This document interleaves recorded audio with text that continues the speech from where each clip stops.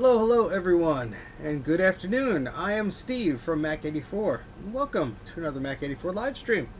We got a handful of people hanging out in the chat here, so that's great. I'm going to say hello to everyone who is joining in. Hello from Australia. It must be very late there. So we have Enzo. Hello Enzo. Retro Techie. Sam is here. SadMac356. Thomas is here. I Spy Retrotech is here. Lorenzo is here. Judd Lewis is here. And Chris is here. Excellent. And Will is here. Excellent. Yeah, I think the YouTube counter is always a little weird. But anyway, today we're going to be continuing our work on the Macintosh Portable. So this is Chris's Macintosh Portable. He might be in the chat, or maybe I'm seeing things. But anyway, this Macintosh Portable is the non-backlight version. And it had some very nasty caps on it when we looked at it yesterday. And it smelled quite awful. Quite awful, for sure. Some of the worst caps I've ever experienced.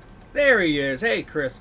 So yeah, this is Chris's Macintosh Portable board. We removed all the caps yesterday, and my goodness, did they smell horrible. So today we're going to continue cleaning this up a little bit and hopefully get around to installing some capacitors and see if this thing works. Yeah, so let's dive right into it. So first, I need to get those capacitors sorted, as an avalanche of things is going to fall off this desk behind me, table, whatever. How's everyone doing today? I know there's a tropical storm in the area. Makes for interesting weather. So that's fun. So it's a good day to just sit inside and recap some Macs. How about that? So what I have to do is I ordered some new caps just for this portable because it takes special ones that I don't have. I don't know, Retro Techie. There's plenty of more time for people to complain. Alright, so let's bring up my little cheat sheet of capacitors because although Bruce has a wonderful website, Brankus Creations, has a wonderful website, Recap a Mac, he does not currently have a guide up there for the non-backlit portable, and they do differ slightly. So I am just taking a look here at what we need, and I have this little cheat sheet, but I did not write up the totals. So I'm going to do that now. So I have a little marker here. And so we have 10 microfarad, 16 volt. So that's 10, 16 volt. Let's count how many. 1, 2. Let's see. That's it. Just 2. All right. Looks like we have 2 of those. And then 47 16s we have quite a lot of. So let me just double check here. We have 1, 2, 3, 4, 5, 6, 7, 8, 9. So 9, 47 microfarad, 16 volt capacitors. Smart there, Thomas. Hopefully you'll get some help with that. Hello, Luke. Hello, anybody else who has joined who I may have missed. You had an original 128K Mac as a kid. That's really cool. Those are really neat. I have one of those in my collection, but that's only one. So let me just double check the count. 1, 2, 3, 4, 5, 6, 7, 8, 9. Okay, great. And then we have a handful of these 1 microfarad 50 volt. It looks like we have 1, 2, 3, 4. Okay. So 4 of the 50 volt. Oh, I'm sorry. 1 microfarad 50 volt. And then we have some bigger ones. These are a little like, not the axial ones, but the tall boys. Whatever you want to call them. And we have a handful of those. I'm just looking at a scribble that I texted myself to try and look at this because it does differ slightly from the backlight model. I want to make sure I'm getting all the right ones here because I already took them all off the board. So looks like we have 3 100 microfarad 25 volt. So that's 100 microfarad 25 volt. And what else are we missing here? We have some axials. Those are 470 25. So that's 470 microfarad at 25 volts. Those are a little higher than the 16 volt ones I usually get. And how many of those bad boys do we have? We have 1, 2, 3. 3 of those. And I think that's it. Just looking over my chart, making sure. Oh, no. We have a 220 25, 220 microfarad at 25 volts. And I think we only have one of those. Yeah, that one there. By the SCSI connector in the back. Well, on that same side. But okay. All right. So that's. I think we're all sorted there. Let's see. Hello, Enzo. How you doing?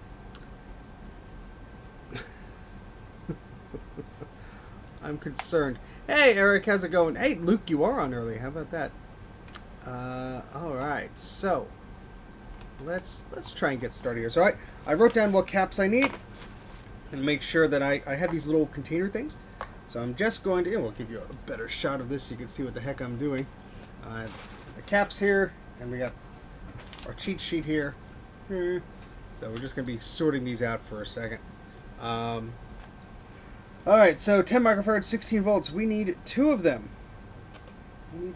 So let's find what I got here. What's I got? Here we go. 10 microfarads, 16 volt. These are the tiny ones.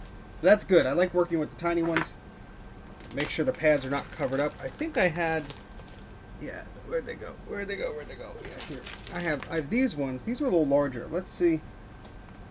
So those are going right by this thing. Yeah, that right by the... Yeah, I'm using the smaller ones. These are too big for that. So these are the smaller ones here. Greetings from the UK. Well, greetings from rainy old New Jersey. Thank you very much for hanging around. Nuisance neighbor. Well, I don't think you're that much of a nuisance. You seem to be very friendly.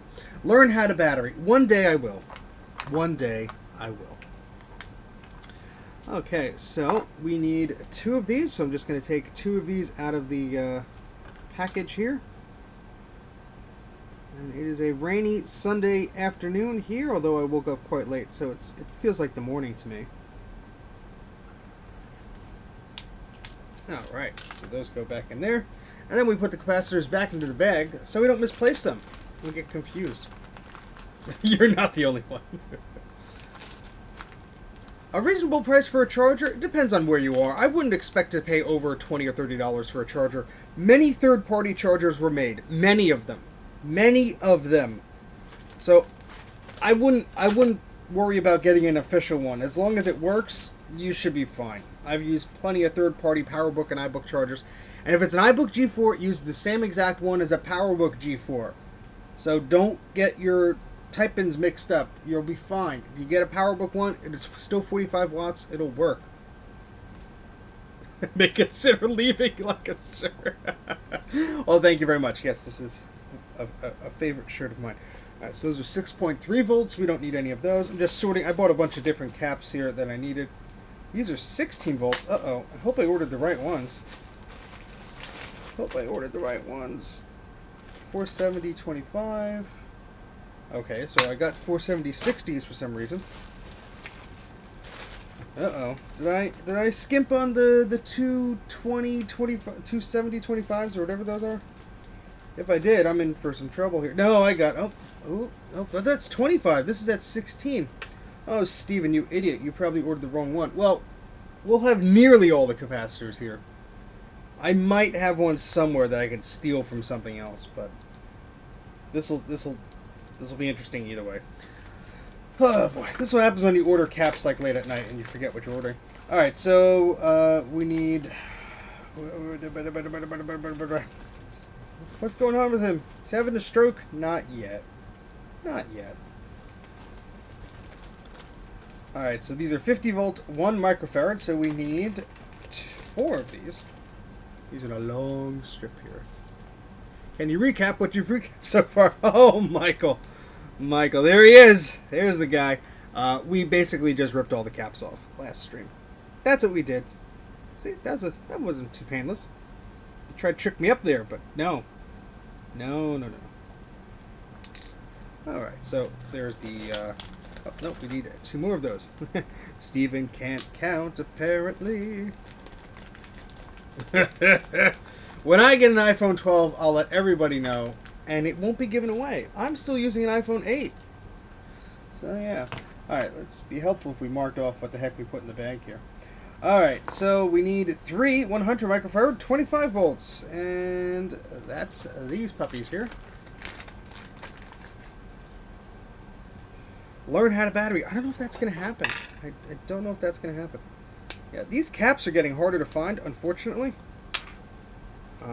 With component shortages and people unable to work and all that fun stuff.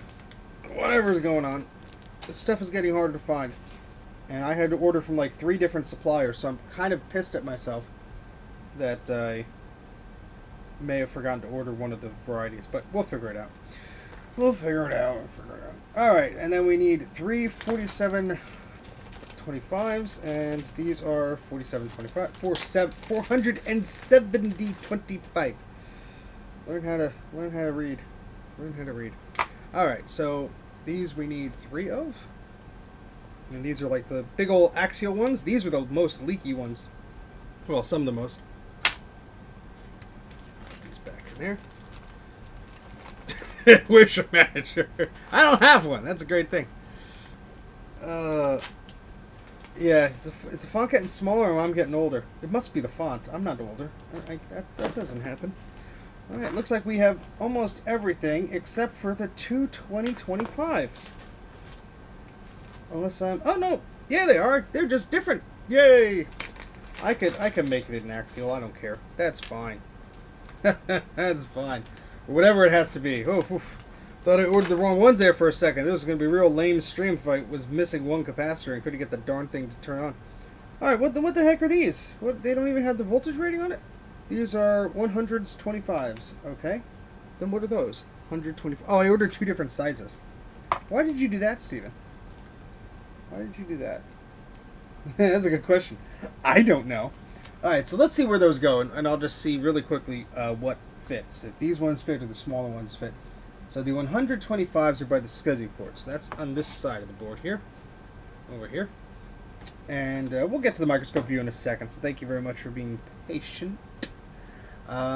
They go here. Yeah, these will be a little too big, so let's use these smaller guys. If they're all the same, then that's just fine. So we're just going to take 3 of these out. 1, 2, 3. And these are all 100. Let's double check. We're not going crazy here. 100 microfarad, 25 volts. Yep, that's what they are. Oh, and we got 2 more actually over there. All right, so those are the same size. Yep, 1 and 2. Excellent. And where's the little bag for the other ones? Here they are. Right? Yeah, so what I do is, I mean, this is just my process, but when I order these capacitors, I'm not exactly sure what's going to fit in all this stuff. Yes, exactly. The higher voltage is better, but the problem is I had 16 volt, not 25. At least I thought I did, but now I'm good. I found it. But what I do is I order small batches of these caps, because I don't know if it's going to fit, if it's going to be the right size, or anything like that. And then, similar to what Bruce does, I will put them on my website when I'm done, and I'll say, well, here's the exact ones that you need when you're ordering this type of a capacitor, because I find that invaluable, just to have a record of like, hey, here's a cap that's going to fit, here's a cap that's going to work, because there are so many people that are starting this out, and like me, when I started out, I went to Mouser.com and I'm like, there's like 50 different capacitors, like what do I get? So, alright, so we need 9 of these. 1, 2, 3, 4, 5, 6, 7, 8, 9. Yay, counting is fun. Alright, so we got all the caps on the table. I'm just going to be cleaning up the board a little bit, and we're going to install these caps. So let me just put these away. Let me just organize these into little bins here so I do not get confused over what is what, because that happens. These things are very tiny, and that's just what happens when you're working with tiny components. Okay, and just putting these all in these little pillbox type thingies so I don't lose them, because when we're working around on the desk, things like to fall apart and whatevers. But hope everyone is doing well. It's rainy here, but it's not too bad. Could be worse. Could be worse. Alright, so let's take a look here on the board, and we'll see what we have to clean up and what we have to continue doing. Let me get the microscope view up here. If it wants to work today. Yes, it does. How about that? Excuse me. And, wow, I'm a little tiny box in there. That's not the top right corner. Usually that box is just slightly larger. Let's see if we could fix that. Where's my keyboard? Yeah, we could. That's a little bit better. Alright, sorry, let me catch up on the chat here.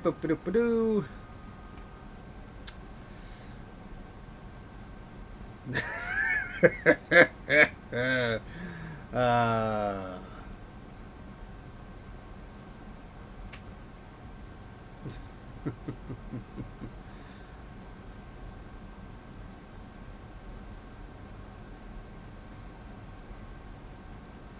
Shelby from Tech Tangents. I'm not familiar with them, but why not? If they're doing good work and if they're in a bind, well, let's help them out.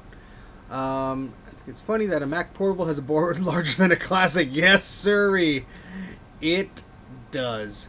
What's a reasonable price for a ViewSonic CRT that's been cracked on the top? I don't know, 20 bucks max? Does it work? I grabbed some of those free from a e-waste junkyard, and they work great.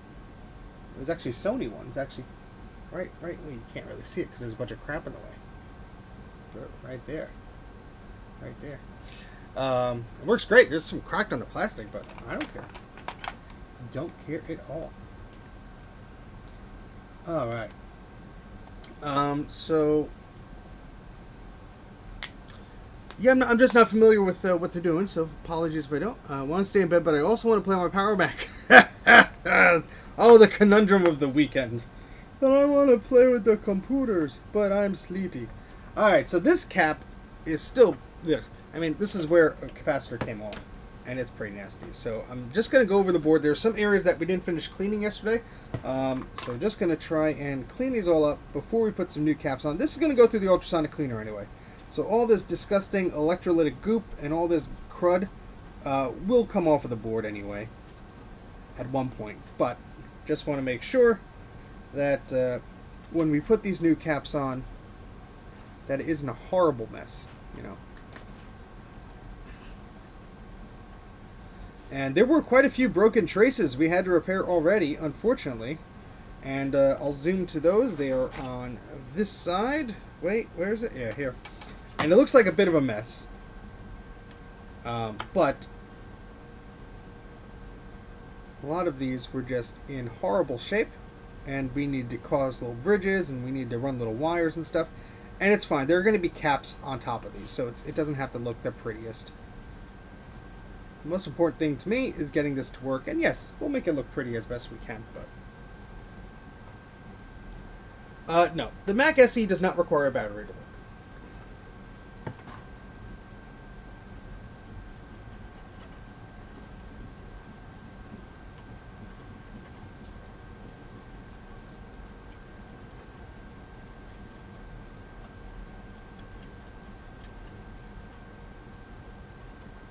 A lot of this gunk is from the enameled wire. I burned it off and it's just hanging around. So I just want to make sure we get all this gunk off. Oh, these are going to be fun. I'm going to have to desolder these buttons off because they were right in the way of those old caps. I think your bodges are fine. I'm sure they're fine. Let me pop out the chat here because I am not seeing it. There's so many people here. There's about 30, 35 people, however many. That they're just whizzing on by. So let me just pop this out here so I can read it a bit better. Yes, we're just dodging the hurricane as well, the tropical storm, whatever you want to call it. My part of New Jersey, we're just right. I mean, it's still cloudy and rainy, but not that bad. Not that bad. Okay, the whole house just shook. That was interesting. Can't modified RCA connectors fit inside the iBook charger ports? I don't think so. I don't believe so. You're best off just finding a second-hand charger. They made thousands of them. Third-party companies made them. Not only Apple made them, etc. So, all right. So the first thing I'm gonna do, I'm gonna take these little buttons off, and they're the same ones that are on the Classic. Crappy old TV pickle free retro gaming monitor, $3 firm. I know what I have. Yeah, these people are insane. There was a Sony Trinitron or a Sharp Trinitron, or one, you know, not a Sharp Trinitron, but you know, a nice CRT that was out in the rain sometime over the summer. And it was just sitting there. Nobody wanted it. I posted it on the local like Facebook and all that stuff saying, hey, look, someone left a monitor here. Nobody wanted it. It got rained on more. Had the remote taped to it. At some point, somebody took the remote. You know, it was sad. I didn't have the room for it. I didn't need another CRT. It probably didn't work, but who knows? Someone just tossed it, and it was free. It's just hanging around there. And now we get these people like, this is a thing. It's rare, and it's like, okay, you know what? Yeah, the CRTs are nice to have, but they're heavy and they're big. Nobody is gonna pay that much for it.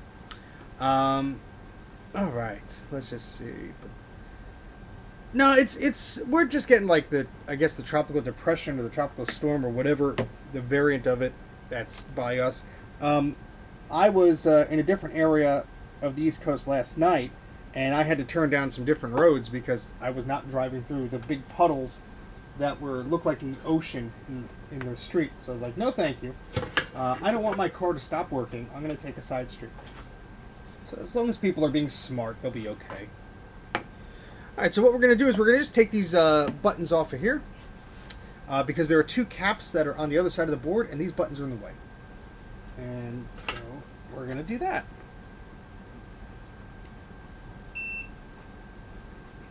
I have probably 3 or 4 CRTs in the attic, and those are like my backups.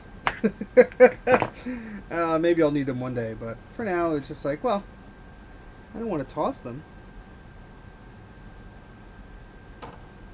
And it would help if I bent these a little bit, because when these are bent, they're quite hard. Ow! Solder just flung at me there, just burned me on my my finger there. And these tweezers are really, I don't know where. So when I visited Ken of the Computer Clan on YouTube, go visit him on YouTube and subscribe and all that fun stuff. When I visited him, I brought my good tweezers with me.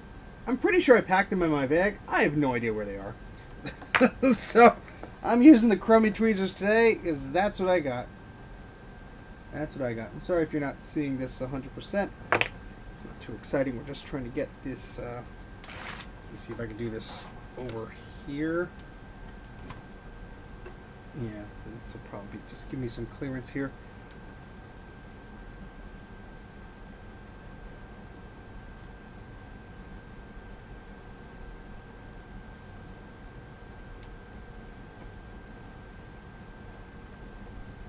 Because you don't want to melt the plastic on the button. That would be not cool. I have a few dead Apple 17-inch Trintrons. Well, how dead are they? I have 2 that are, well, I have one that has burn-in, and then I have one that turns on temporarily and then shuts off. So who knows what the problem may be. Maybe I could combine the 2. And that's still what I'm going to be thinking when I'm like 80 years old, and these are just taking up space, and I keep tripping over them. Well, maybe one day I'll get to it. It would be a shame to throw it away.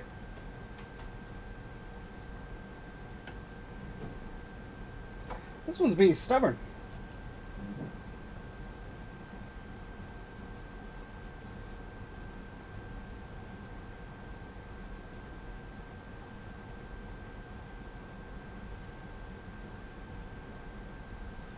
No signs of life, and the plastics are crumbling. Oh, that's sad. Are they blueberry or graphite, or are they the beige ones?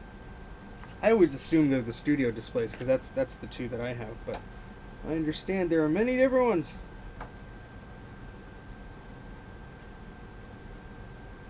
Here we go. Come on. Come on.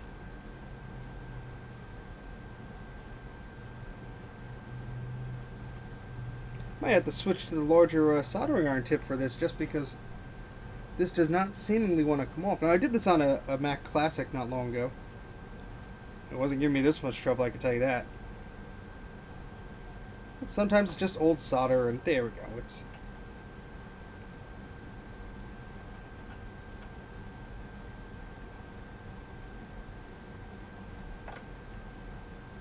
It's plastic. Do not want to be too forceful. But still, come on! Maxed out Quicksilver. I'll do it later. Yeah, see, Sean from Action Retro, my hat goes off to him.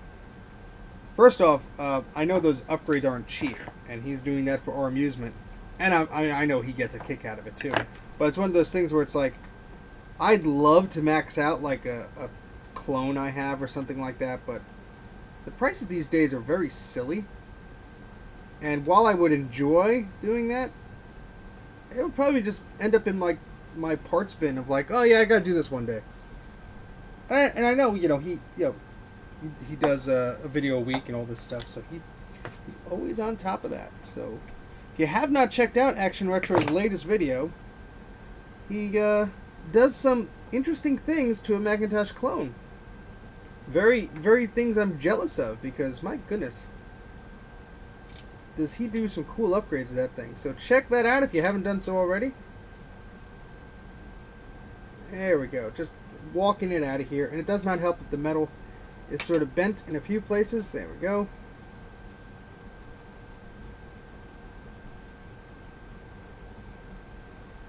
No, that way, silly. Yeah, this one's just stuck on there. Sorry for the bad view here, but yeah, so this pin is just sort of, crooked a little bit on doing what it wants to do.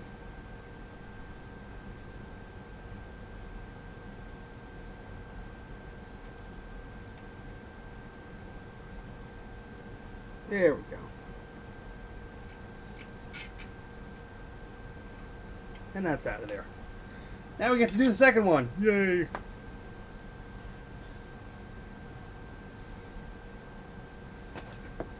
Just one of those things that, they bent them like this because that's how they did it from the factory and blah, blah, blah, blah, blah, blah, blah. But we're trying to fix this.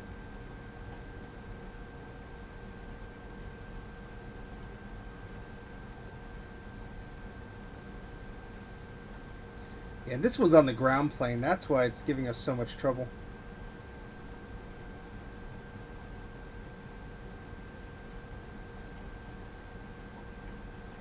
The other one came out pretty easily, but yeah, this one's like, no thank you.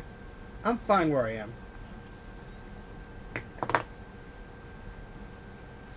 Let's see if we could do this in a similar way we did the other and try not to burn ourselves. Well, that one just wants to come out. That side, at least. At least it did. You're making a liar out of me. It's fun trying to grip plastic and being so close to the metal soldering iron piece. Hold on, let me readjust this slightly. So I lower the risk slightly of me stabbing myself with the soldering iron live on camera.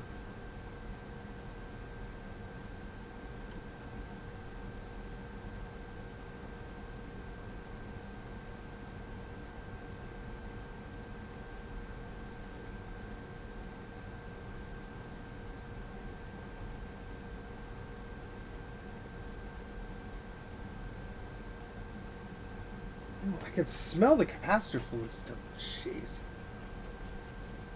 Turbo mode. I am not touching any settings on this soldering iron because it's going to go into meltdown mode. I don't want to experience that again. Like, why is everything glowing lava hot? Oh. Maybe I should turn this off before I die, Fun times. Fun times.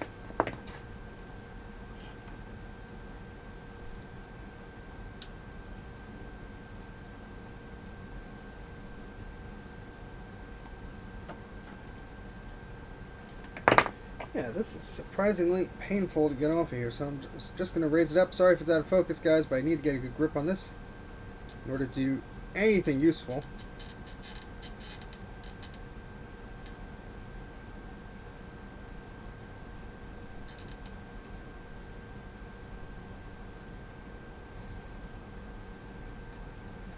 You'll see some exciting soldering action later, I'm sure.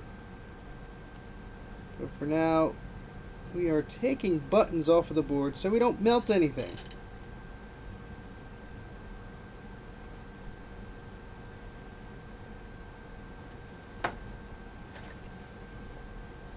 Hello, Andre. Thank you very much for joining. And anybody else who has joined while I've been fighting this silly little plastic button.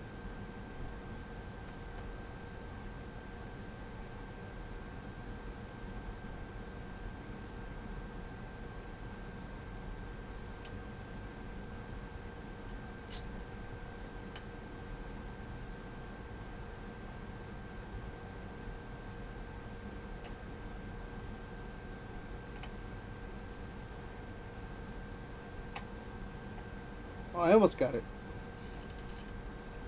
There we go. My goodness. That took much longer than expected. But we have those buttons out. So here they are. Hot. Sorry about that. Let me just catch up on some of the chat here. Get to the chopper. Get to the buttons. Went to fix about. Ooh, PowerBook 140. Nice.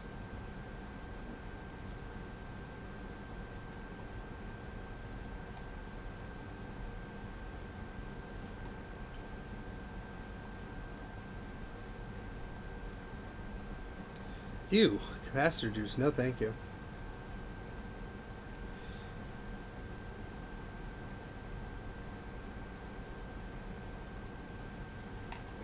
All right, so I'll flip this board over. And this is exactly why I wanted to take those buttons off, because we have to get to these areas here. Let me focus here. We have to get some of the old solder off, all the old legs and the old caps off of here.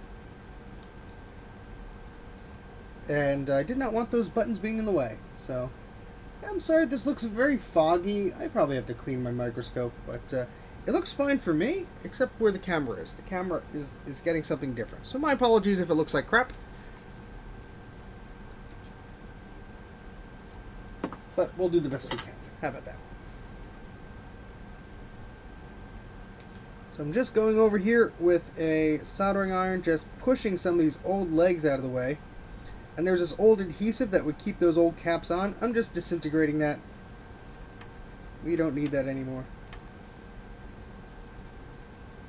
And this smells awful. Absolutely awful. And look at all this crud. That is just, ugh. Ugh. Oh, that's awful.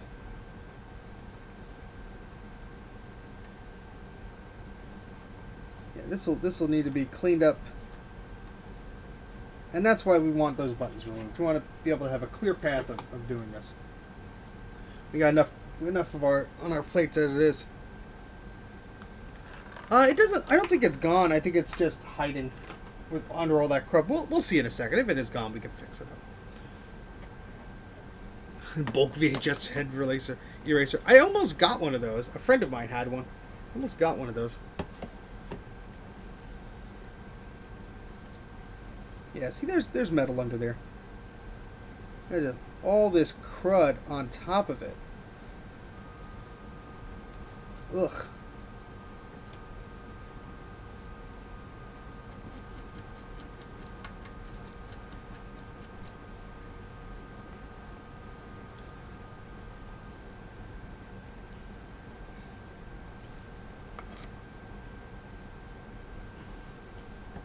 Hey, Starbuck Tech, how's it going?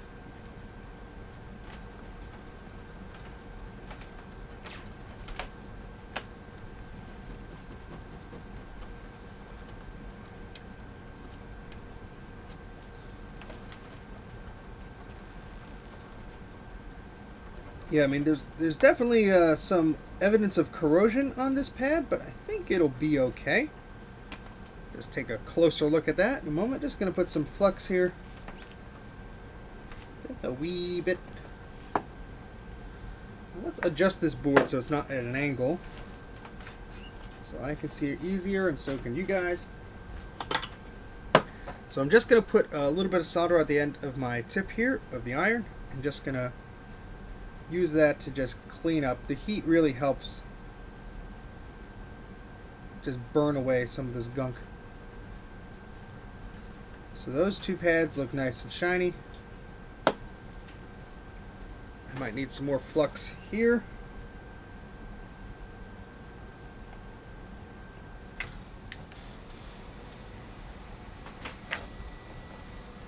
This fan does not want to stay in place, but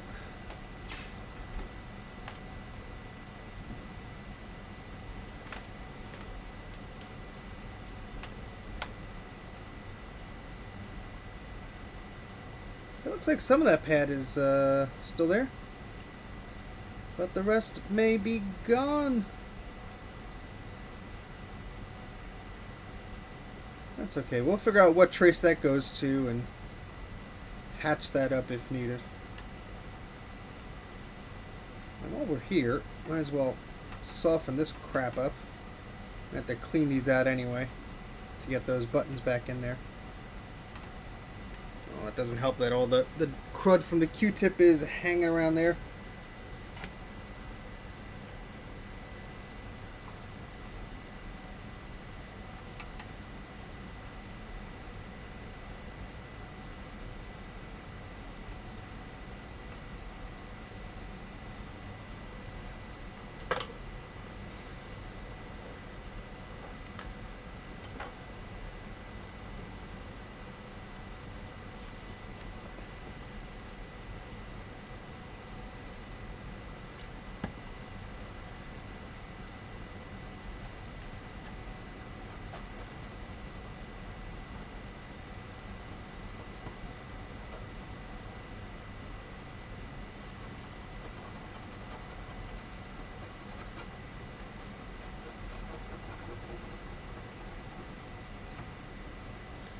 This is one of the smelliest boards I have ever encountered, and I've encountered some smelly boards in my time. Alright, so let's take a look here with the scalpel and see. $150. Oh, thank you. Who knows how many hours that thing has been on, if there's any burn-in on it. I mean, come on. It's just silly. That's absolutely silly. Yeah, so that pad is partially gone. It looks like it was connected at this point here, and it is no longer making a connection. So that goes here, and then this goes like there. So we're gonna have to restore this. Chris, your portable here is giving me quite the workout, I must say. Not your fault, but now we know why the thing wouldn't turn on.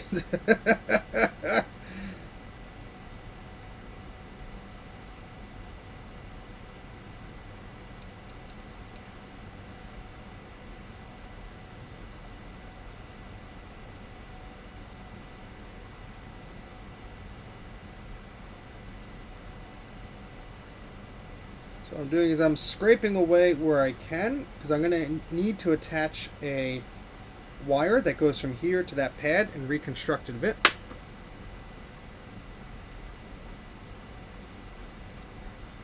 Because half of that pad is no longer connected to anything helpful, which sucks, but what are you going to do? What are you going to do? These things happen. That's what happens. That's what happens. That's what happens when leaky capacitors sit on a board for about 30 years.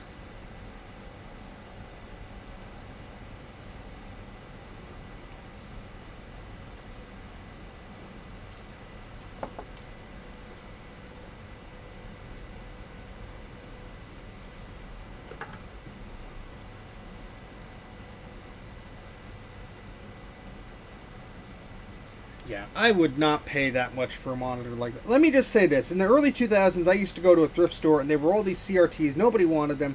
And when I bought one, the cashier questioned me if I was the one that was throwing them off the local bridge into the river.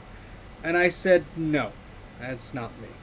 People were just buying them to destroy them. You know, obviously I was visiting a town in Pennsylvania where they probably had nothing better to do. It was just a very small town. I'm like, what do you want to do today? Let's just go to the thrift store and buy some CRTs and chuck them.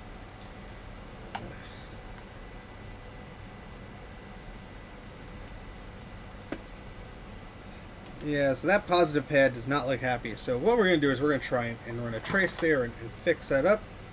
We'll see. Is that... that's... You know what? That should be fine. It's a little thicker, but it should be fine. So I'm just going to burn the enamel off of that, and I'm sorry that the focus is a little weird. I'll try to fix that in a second. As I almost stab myself with my scalpel.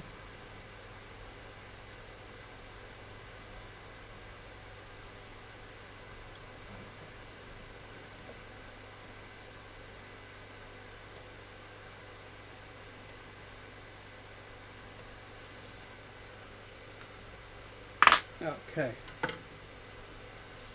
Let's adjust this here. I never have enough desk space. This is insane. Alright, so let's just take the camera up and we'll just adjust this slightly.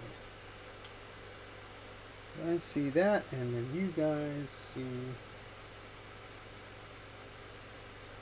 I think that's best I could do for right now. Hey, Patrick, how's it going? The CRT. Hey, Sean, how's it going? Great video on that clone. I am stupid jealous because obviously, so Sean and I had a gentleman's wager that we were gonna get clones and try and soup them up and make them faster. And obviously, the clone I picked up had battery damage. So that wasn't happening. But, you know, Sean had an excellent model that he picked up. I am super jealous and super happy that that thing is going to be just a freaking beast. So good luck to you, Sean. I'm sure everyone is looking forward to part 2 of that video. I sure am. I think that's very cool.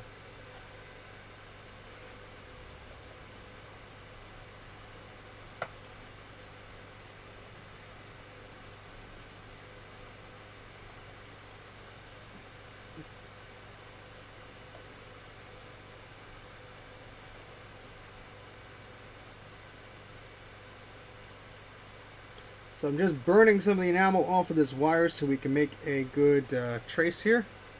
Filming that today. My goodness, does the filming ever stop, Sean? I mean, you are a machine with your weekly videos. I'm trying to get back on track just to the every 2 weeks.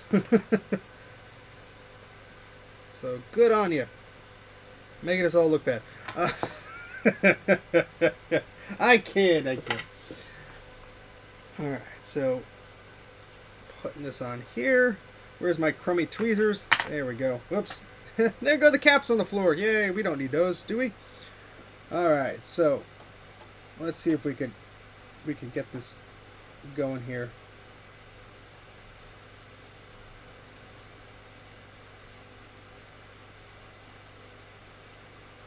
This is not going to work because these pliers are dumb.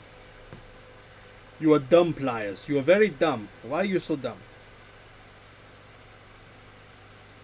And I'm coming at this from a bad angle, and this is going to be fun. Yeah, I just wanted to stick just for a second so I could chop off the extra wire here.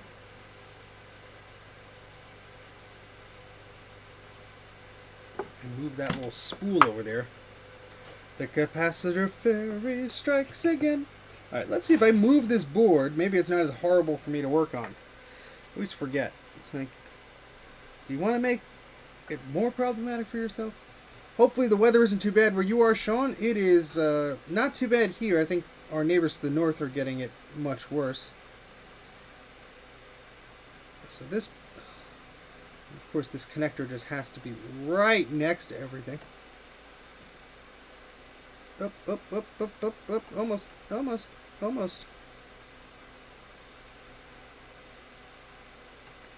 Oh, come on. Don't do that. No. It's a bad trace. Somebody once asked me why I charge an additional fee for trace repair. This is why. The trace never wants to go to the thing. Oh, it's always fun. Alright, so what I'm going to do is bend this cable here, if I can, with these very broken tweezers.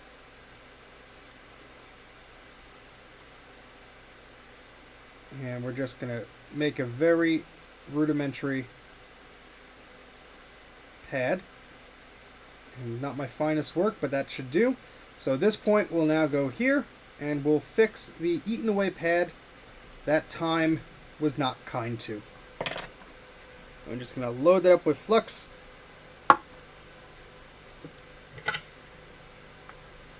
He's a bad trace. He's naughty. Naughty trace. Alright, and we're just going to try and make sure this doesn't get screwed up.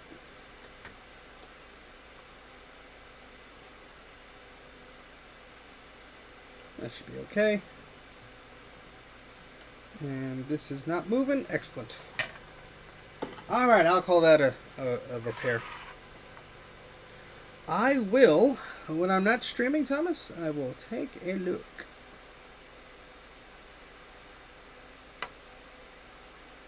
Get that out of the way. Get out of the board. Get out of the board. How's everyone doing today? Hope they're doing well. We are just fixing up some things before we can put caps on this stuff. Then we're going to reassemble the portable and see if this thing works, because it came to me in a non-working state. And judging by the looks of these capacitors, I could see why. A bunch of traces missing, bunch of stuff unhappy. So, alright, let's test this out with the multimeter. We always want to check our work, make sure we're not just assuming that everything is working, because when you assume, you make an ass out of you and me. And we don't like being donkeys. Although donkeys are cute. Alright, let's try and test this out. Multimeter in continuity mode. How about that? And this guy. Perfecto.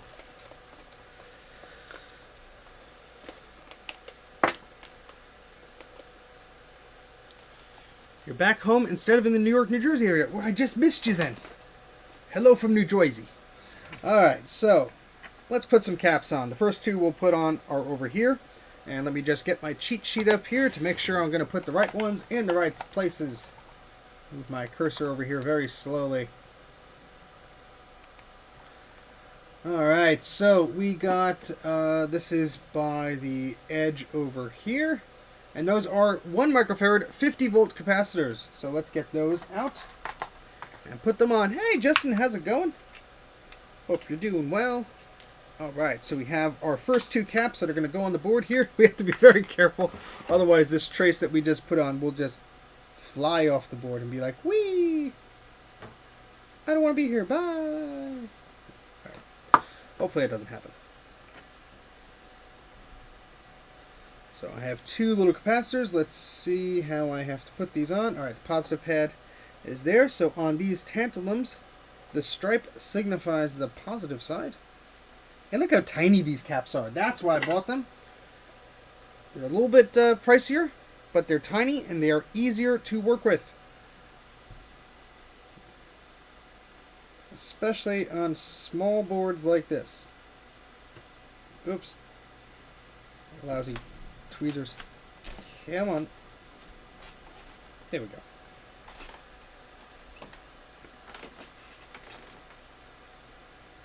Perfecto! Look at that.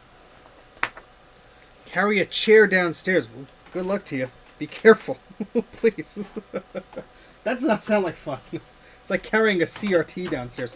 I self-carried a 32-inch Sony Grand Wega television down the steps from... Well, I dragged it out from the car and somehow got it down to my basement steps. And yeah, I'm not moving that anytime soon. That was a beast. I'm pretty sure, I'm you know, very surprised I didn't, like, injure myself mortally by doing that. And Justin has been doing some great streams, so if you have not subscribed to Justin Morgan's channel, please do so. Justin, feel free to shove a link in there. Same with Sean of Action Retro. I don't know why anybody would not be subscribed to these awesome channels, but if you are not, please consider doing so. They are friends of the channel, and I want to see them succeed. Although Sean has way more subscribers than I do, so he doesn't need the help. I'm just kidding. Kind of. Alright, so that... come on. Up. Did I screw it up? Am I going to screw it up by just trying to make it straight? Probably. Come on. That's close enough.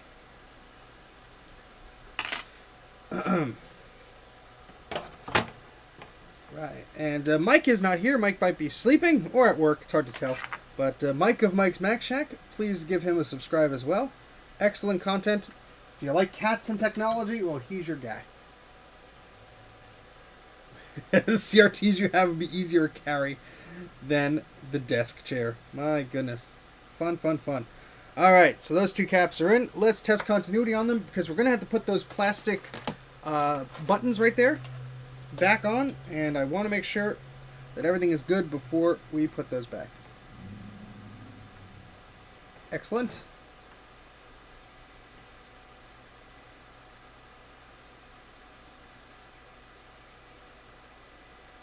Cool. Alright, we all good there. There is some exposed copper. I just want to just put some solder over that, that'll be fine. We don't have to put UV solder mask over it or anything. If you cover it in solder, that should be just fine. It's such a little point anyway, but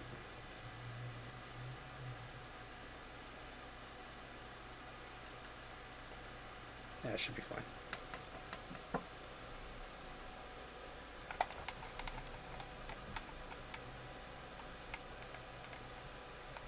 Ooh, spare all the gory details, but to say the toenail never looked. Oh boy, that's fun.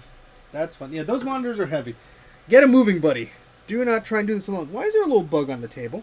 Where'd this little bug come from? Let's try and look at him under the microscope. You are a tiny little guy. You wanna come in here? We'll take a look at you. Or are you gonna be camera shy? Ooh, you jumped.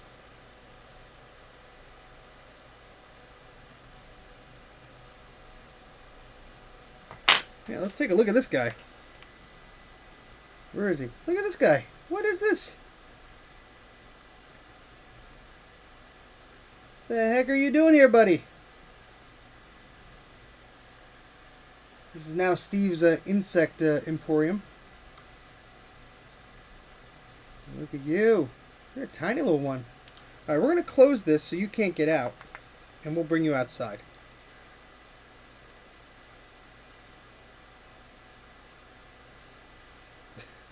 It's our new mascot of the channel, Buggy the Computer Bug. We'll just let you chill out there, and hopefully I'll remember to bring you upstairs.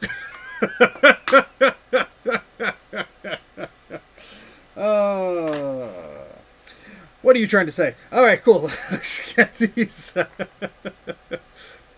Let's get these little buttons back on here. These are gonna be fun, especially because there's plastic involved.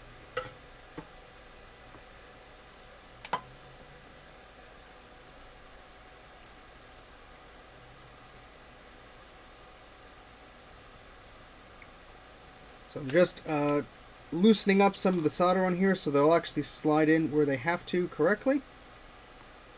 Because sometimes it'll be all bumpy and it doesn't want to go back in this slot there. So I'm going to have to clean up these little pads or holes or whatever you want to call them where the buttons were.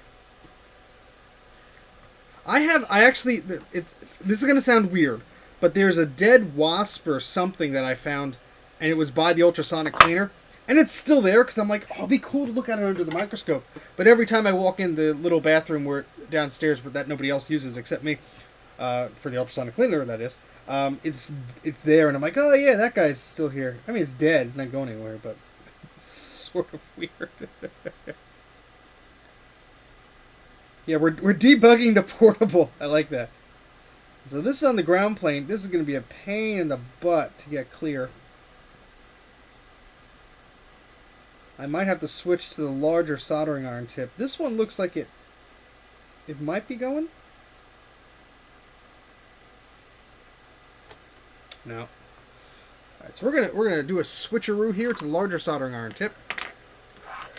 And who else joined? Another Sean. Hello, Sean. That's one way to open a stream. Yes, it is. Welcome. All right.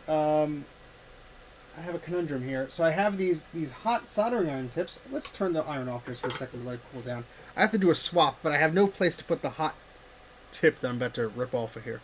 So, this little guy's still in here? Or did he escape? He's so tiny, he might have escaped. Uh-oh. Do we have a bug loose in the basement? Where'd it go? Yeah, I don't see him in the container anymore. Here am I giving genders to bugs that I can't identify. Yep. We have an escapee! We have an escapee, gentlemen and lady. Oh, there you are. You're in the corner there. Yeah, how about you stay in there, please? Are you moving? Why aren't you moving anymore? Uh-oh. Did we kill our friend? No, it's still moving around. The joys of technology and bugs. Alright.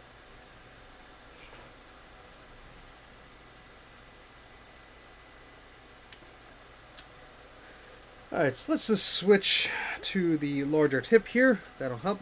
This is a, oh boy, it's a great question. It's AmScope microscope. I've recommended it a few times, but the model name escapes me, and the model name is very similar to one that I would not recommend because it cannot hold a camera. So I apologize. It's a AmScope SM something or other. Yeah, sorry. I think the link is in one of the descriptions I have, but it's not present. So apologies on that. Oh, actually, no. I do have it written down. If you go to Mac84.net, click on the Modern button, and I think if you go to Services or Tools or one of those pages, it does tell you.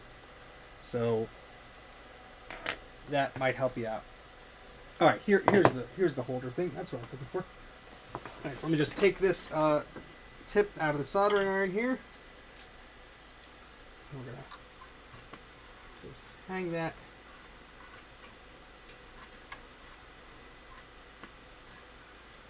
Really? You don't want to do that? Hold on.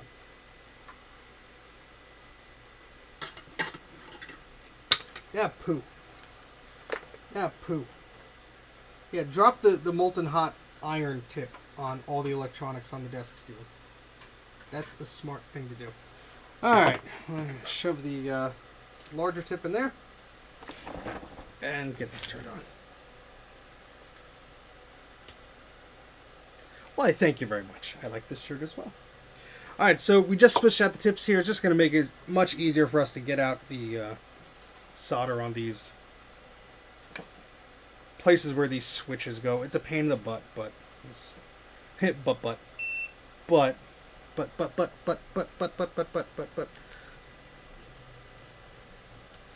Oh yeah, they used to replay that Pac-Man cartoon on, I think it was TV Land here in the United States. Very odd. It was one of those things I had no idea there was a Pac-Man cartoon, and I grew up loving the cartoon, loving the video game, obviously. And so when there was a cartoon, I'm like, oh, this is going to be amazing. And I start watching it, I'm like, I see. So, who are all these characters? What the heck is this going on here? Yeah, fun times. Alright, so let's try and get this out of here.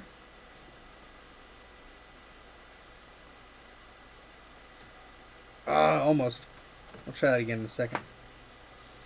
Because we're on a ground plane here, and it will fight us, I'm sure. Look at that. Not even a budge. Well, we'll try the other side of it. Let's flip the board over.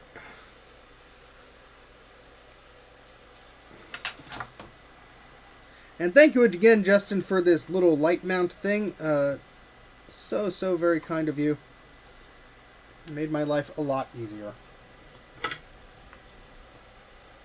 let's try this again.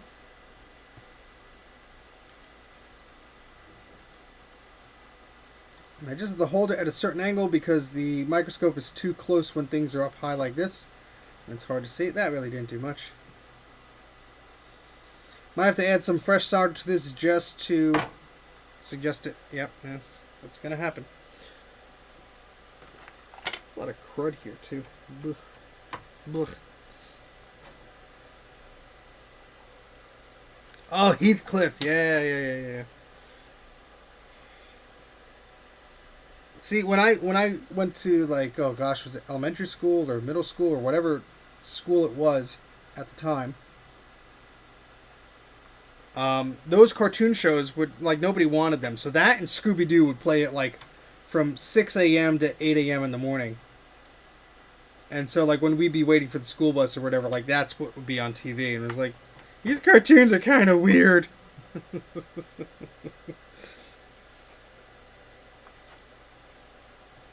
Alright, let's try this again.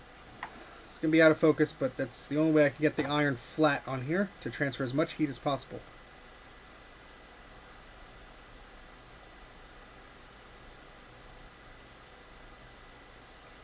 Ah! So close. Let's try again. This is just going to be 45 minutes of me messing around with this.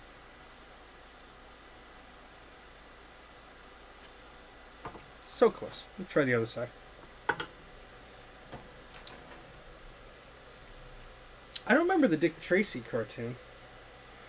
Don't even remember the movie. I think it's on Disney Plus. I've seen like clips of it. I haven't seen the whole thing. Some flux won't hurt, right? Yeah, why not? Let's try this again. Yeah, a lot of this stuff is tedious at times, so apologies, but this is what happens when you deal with stubborn old crusty computers.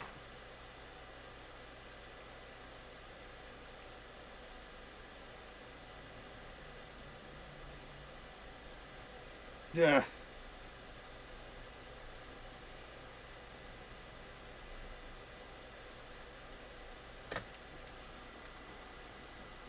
Well, those just don't want to budge. Ah, Tom and Jerry. It's good. I do need a solder pump. I do. I need a lot of things, but I usually get by without them. What I can try and do is just do one of these deals where I just shove the component like that and just heat the underscore of it. And I'm going to have to do this without the microscope, so I apologize. But, I mean, this is sort of the cheap way of doing it.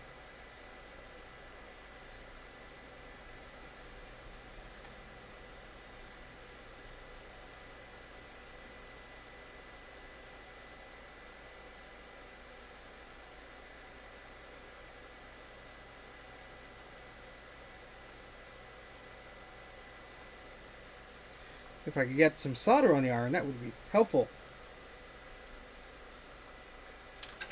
And there goes the button. Ugh. Repairing computers is fun.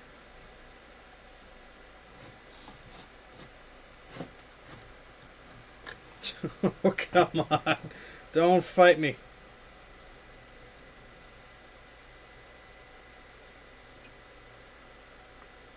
Everyone's screaming in the chat, don't do it!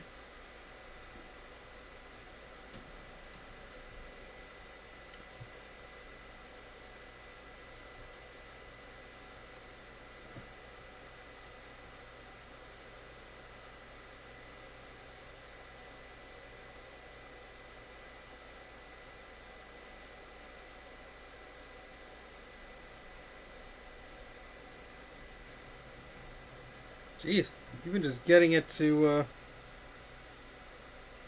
cooperate at that angle is not fun.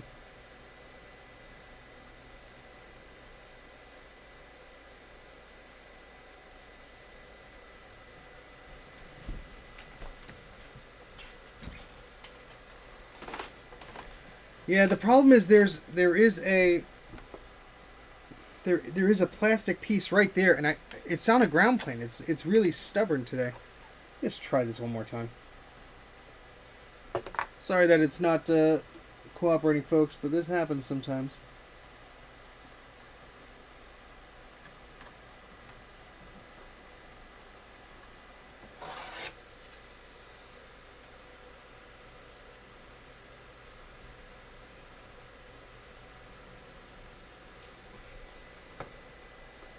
Good morning, Keith.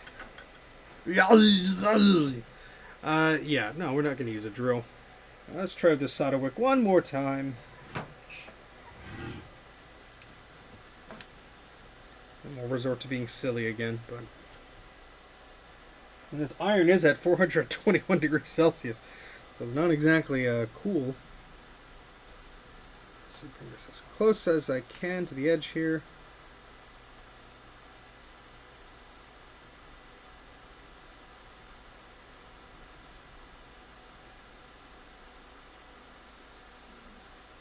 I don't think that got it.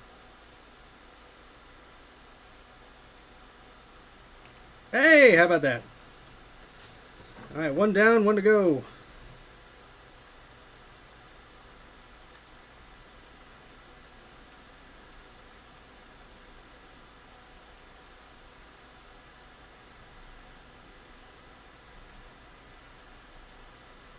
Will we get 2 for 2?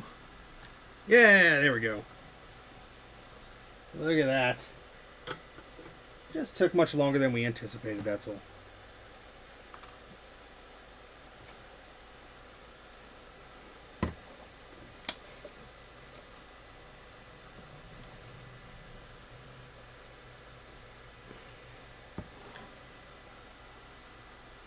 Chip quick sounds like a cookie sandwich, like an ice cream cookie sandwich.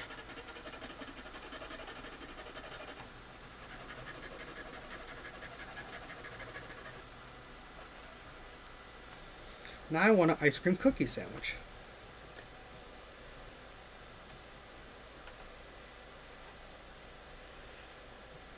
It'd help if these pins weren't bent at all.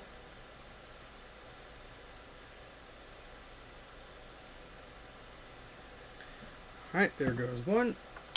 And the other. Everyone's Googling how to get ice cream cookie sandwich during hurricane. I don't want to go to the store, but I want an ice cream cookie sandwich.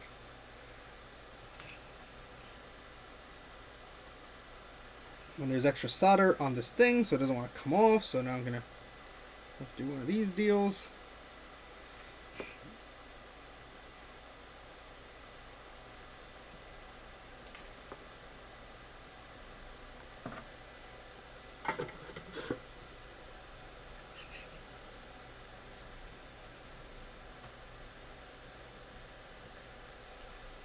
Well, this is going to be fun anyway, because these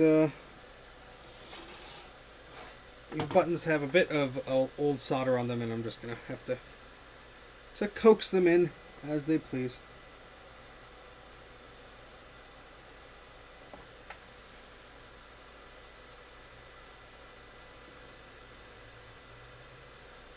Right, so that one's cooperating at least. Maybe. Sorry, I'm going to have to do this over here. Hey, Dave. How's it going? Yeah, Sean's video was great. I'm working on a video. I just posted a preview of it on my Patreon. And it's about Apple basics, getting into vintage Macs and all that fun stuff. It's something I've wanted to do for a long time and just have not had the ability to do so. And I thought, yeah, let's just do it. Alright, that one's in. Excellent.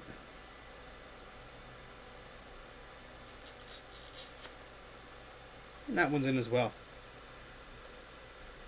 Those are not going anywhere anytime soon, so cool. Let's just clean this all up so it doesn't look like garbage. And get some solder on there as well.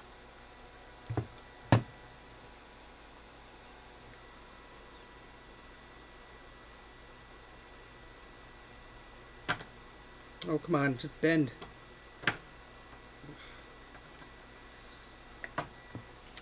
Probably not the smartest thing to do. I thought I had the smaller tip on. Again, I have the larger tip, and it's less forgiving. So we're just going to... The pliers don't like to bend things as much, so we're just going to go like this guy. Just going to go boop.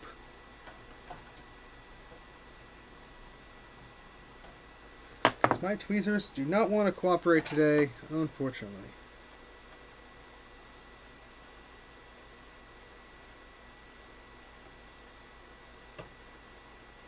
Just a wee bit of bending, that's fine.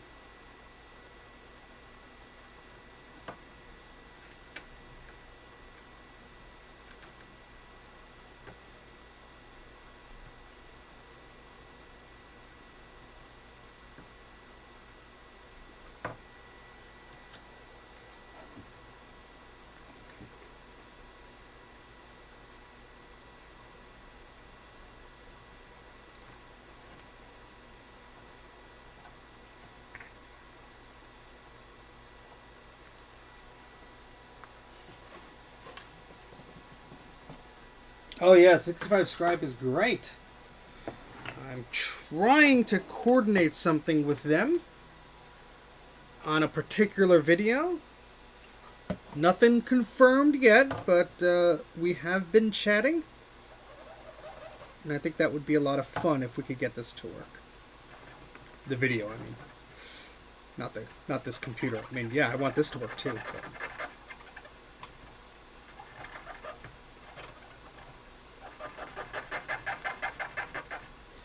always these little bits that just do not want to be scraped away. Come on, get out of here. I want all this gunk on here.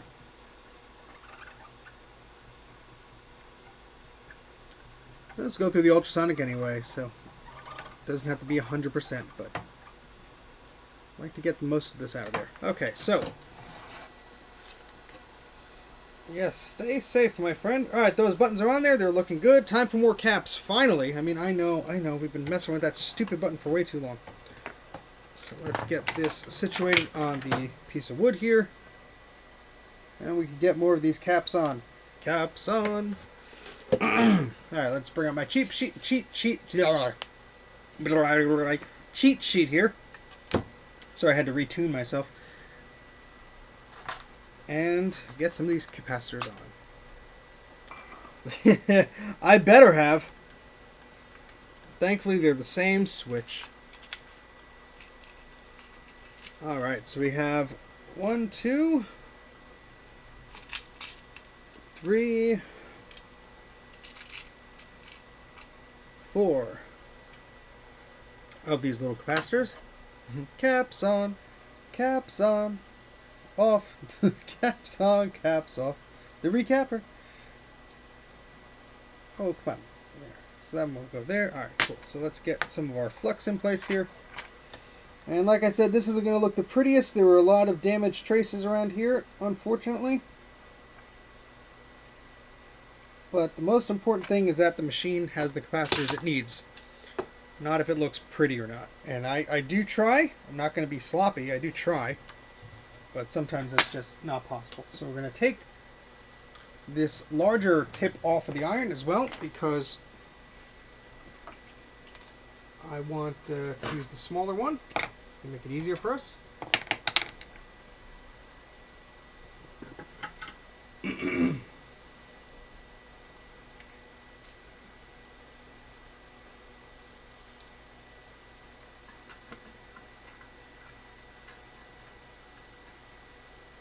Let that rest there for a little bit.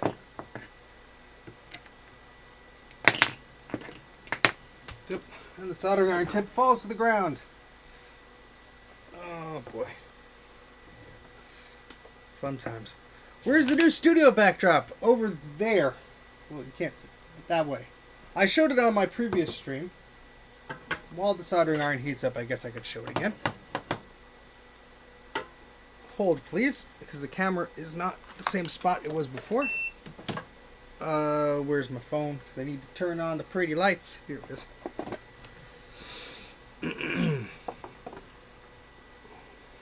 Alright, so let's see if the other camera wants to work today. Sometimes it does not, but I'll give you guys a little preview.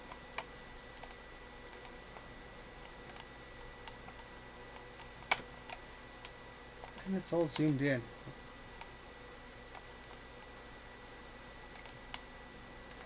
Alright, so that is the new backdrop studio slash crapatorium, because that's where all the stuff is. It's a bunch of stuff on the table, the camera, the teleprompter, and all that junk is set up, but look what happens when I turn on the lights. Very pretty. Looks much better through the camera when you can't see all the other crap around it, but yeah. So that's the backdrop. I am filming stuff there, that's why there's stuff on the table and all that fun stuff, but I am very happy the way it came out. I still have a lot of testing and junk to do and make sure everything looks pretty, but yeah. But thank you very much for the nice compliments. Preview is on my Patreon. Yes, there are 5 G5 towers and 3 Mac Pro towers. There's quite a few of them there. Not all of them work, unfortunately, but the majority of them do. So, yeah, I had to take all that stuff that's on the floor off of those shelves to make it look presentable. So, anyway, let's get back to recapping here, or I will talk about that stuff for hours. But thank you very, very much. I'm very excited about that. And like I said, on my Patreon, I posted like a 5-minute preview of my next video, which uses that as a backdrop. I have to fix the lighting. I look a bit yellow in there, but it's like my first video with it. I'm not going to go crazy. If I was a perfectionist to even a further degree than I am already, this stuff would never get out there. So, yeah. Well, thank you very much, Patrick. Yeah, so I bought those lights and all that stuff back in like May, and then I went to the store the other day, and they had these little LED strips by Monster. Monster Basic was the brand. They were $5, and they plug into a USB port. I'm like, Okay, and I was reading reviews and people were like, oh, well, when they're colored, only half the LEDs are on. I'm like, I don't care, that's fine. So for $5, I bought like 4 of them, and I only put in 3 because that's all I think I needed right now. But I think they look pretty darn cool. So.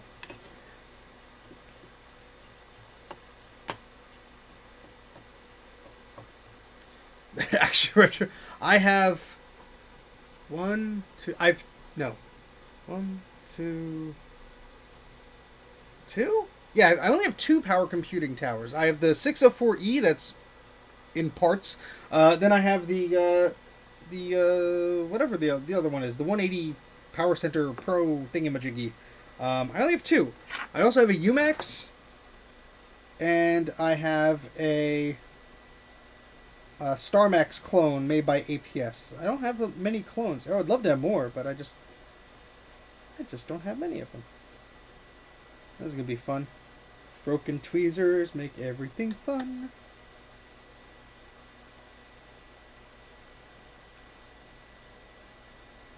I hold this at a weird angle.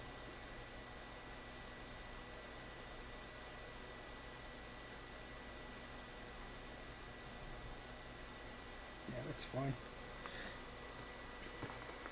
Hopefully that'll be fine.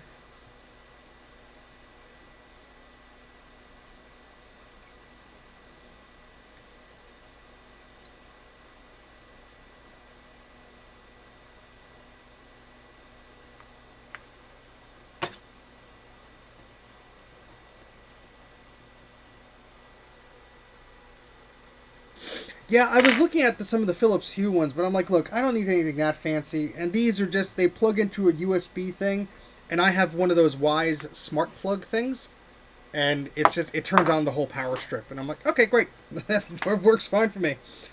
I don't need anything much more than that. And maybe, you know, I'll need to do things later on, but it's like, I'm just starting this out. Just seeing how it is. Wasn't interested in dumping a buttload of money on this stuff. Don't get me wrong, I love, like, looking at other people's setups and stuff like that. When I was at Ken's Lair, I mean, his setup is so cool. But again, you know, he has, what, 300,000 subscribers? And has been doing this for over 10 years? So, yeah, it's okay. I'm not trying to compete directly with somebody at that caliber at this stage, but I think it's neat to just add some color. And you know, it's one thing to have a backdrop full of crap, which I always had, but to have it a little more organized is nice. Right, so sorry that you're not seeing this fully. There we go. Yeah, I see the clones pop up now and again, and you know, I would love to have another one. The last one I paid $50 for, and it ended up being the one that doesn't work. And yeah, so battery had exploded in the thing. I didn't even look. I didn't even inspect it. It was $50. Came with the monitor. Came with a bunch of cables and junk. And I thought, for that price, it'll be fine. Like, that's great. I could use this. I could fix this up. And oops, that was the wrong one. But no, it was a bit of a problem.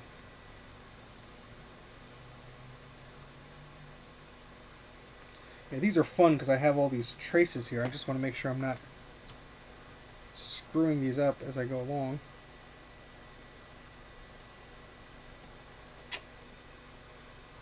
Hopefully I didn't mess up this one. Maybe. We'll test it. Like, these aren't gonna look pretty, but we're gonna see. How long have you been making videos on YouTube? Sometime in 2017 is when I launched this channel. I've been making stuff on YouTube since like the mid 2000s, late 2000s. Nothing that I'd be happy to share. It's all silly nonsense. But I did have a video that got like 300 something thousand views, and it was like a Pokemon thing I did. Then I did like a when Sonic the Hedgehog came out on the video iPod, I did a video about that, and it was on the Mac Rumors front page. That got like something like 300,000 views or something ridiculous. Where did I put my scalpel? So that was pretty neat.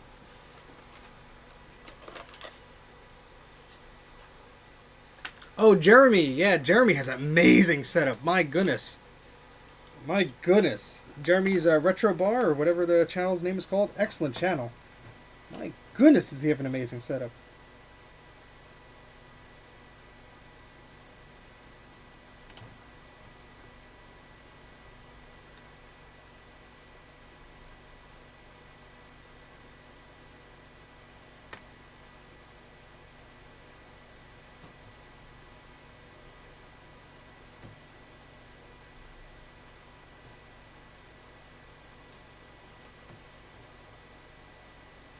clean that up a little bit too. I just need to find where I put my scalpel. I have no idea where it went. Did I sit on it?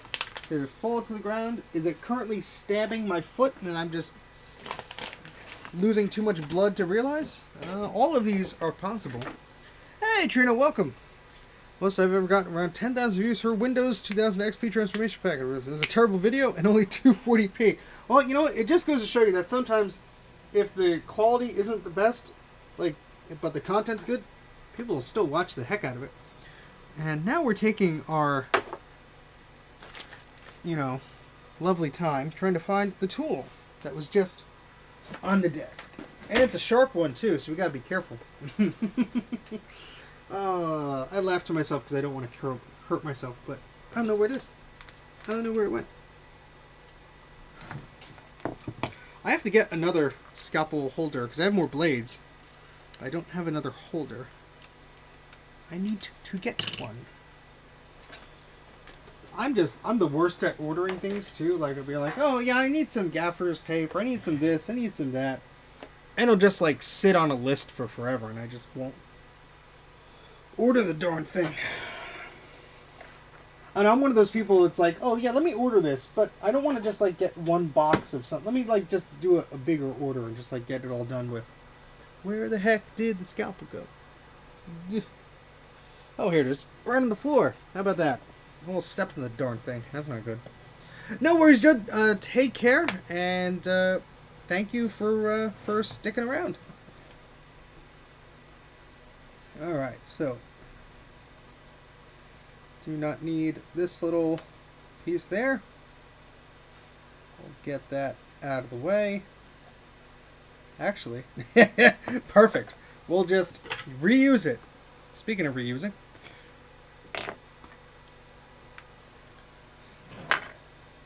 we're just gonna reuse this little scrap in a different spot. How about that?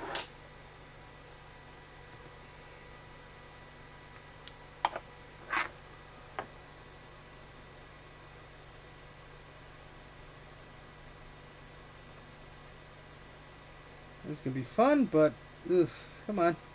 Just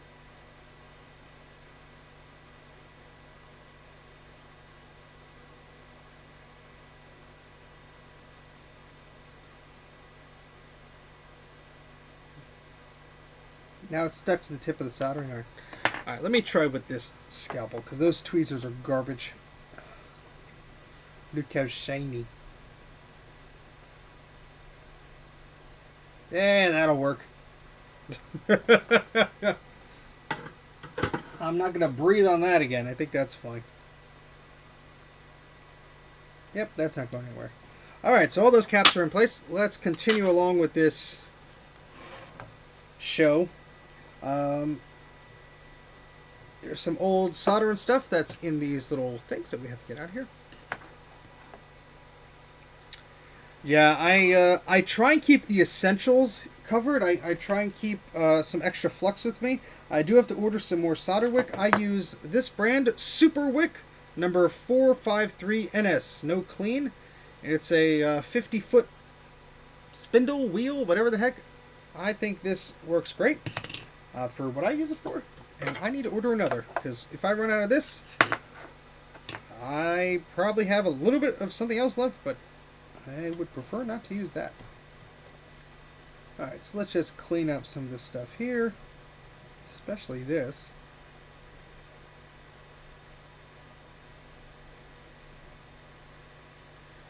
And I'll zoom in a second, but you can see the old capacitor fluid, all that old gunk, just hanging out in these holes sometimes. So I'm just gonna put some flux in here, and some fresh solder, and hopefully that'll help loosen this out.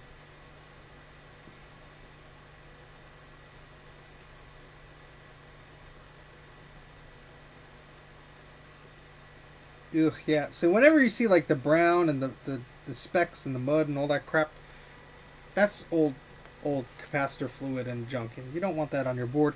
I have an SC30 that was already recapped. My friend Frank sent it to me, but the individual they just took the old caps on and put new ones on. And it's like, well, that's nice and all, but all that old crap is still on the board, and that's not good.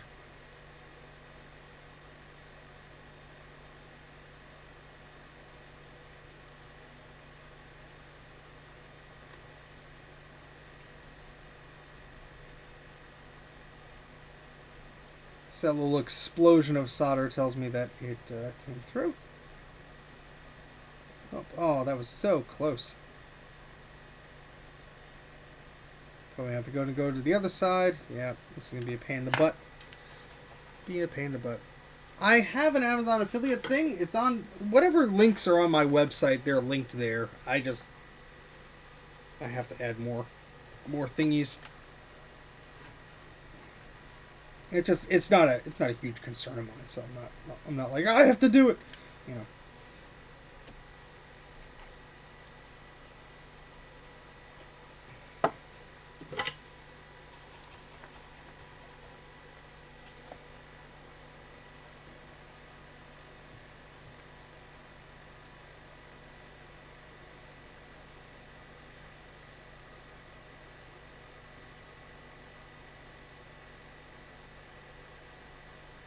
That's not going to do it, is it? Nope.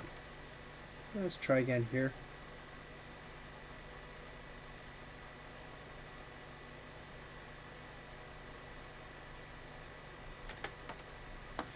Nope. You have to change our tips again, probably. Oh, that's not fun.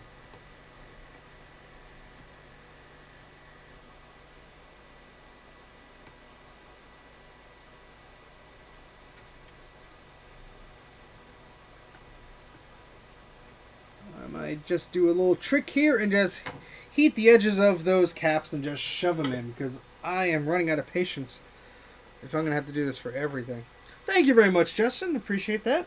Alright, so on this board, in this spot, we have a few capacitors. Let's make sure that we know which values are going in there. So these are 100 microfarad, 25 volts. And that's these two guys right here. And so we're going to put these on the board. These are through holes. If the holes were clear, this would be super easy, but they're not, of course. And yeah.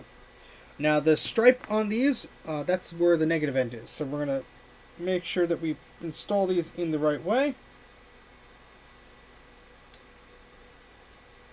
And I know this isn't proper and all that stuff, but let me just put some flux on here.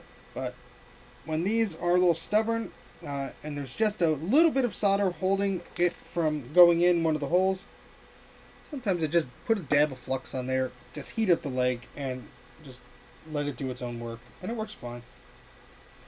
Sometimes. So I'm going to actually have to clip this leg because it's a little too long to fit in there. And let's switch the camera just so you could sort of see what I'm doing, even if it's not the best thing in the world to do. But let's point this down.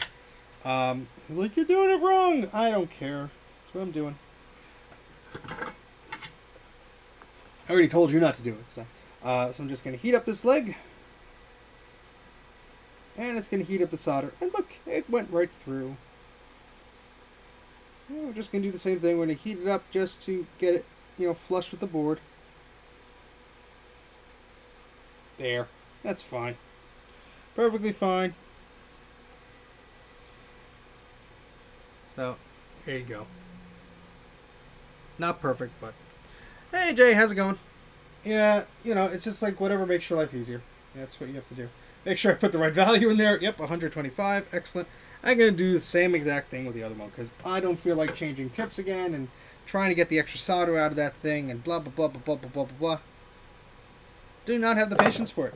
I've already been spending way too much time on this board doing silly things. So, yeah. I should have put this one on before because it's sort of behind the other one, but...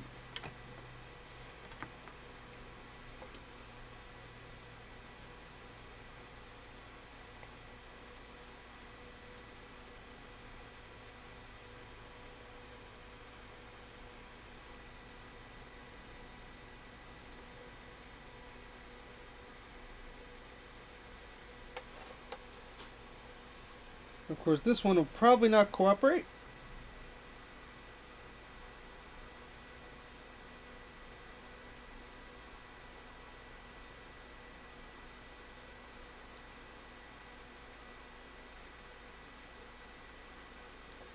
Why should it cooperate? Why should anything do anything?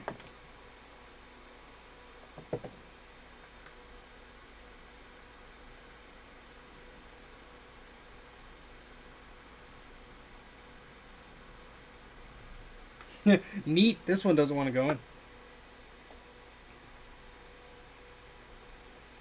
Add a bit more flux on there. Maybe I didn't have enough on there.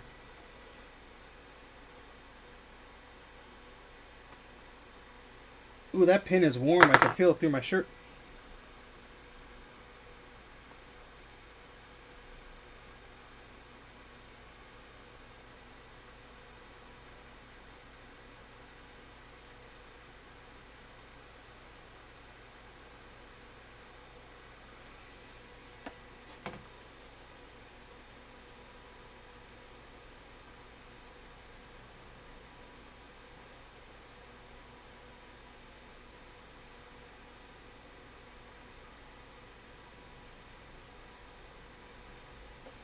This one is just being a pain in the butt.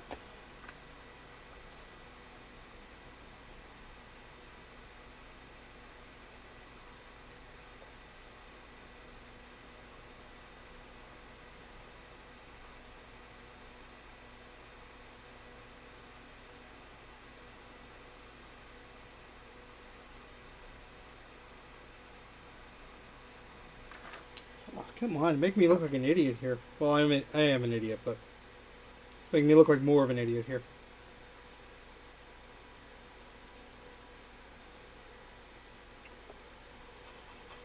Hey, Shady Robot. Wow, can't speak. Hey, Shady Robot, thank you very much for the super chat. Eep! Let's see if we could do this from a different angle here. I mean, the cap's in place. It's just, I'm trying to get the leg lower here because it just did not want to be happy here. So we are doing silly things. And at this point, it probably would have been faster if we did it the proper way, but oh well.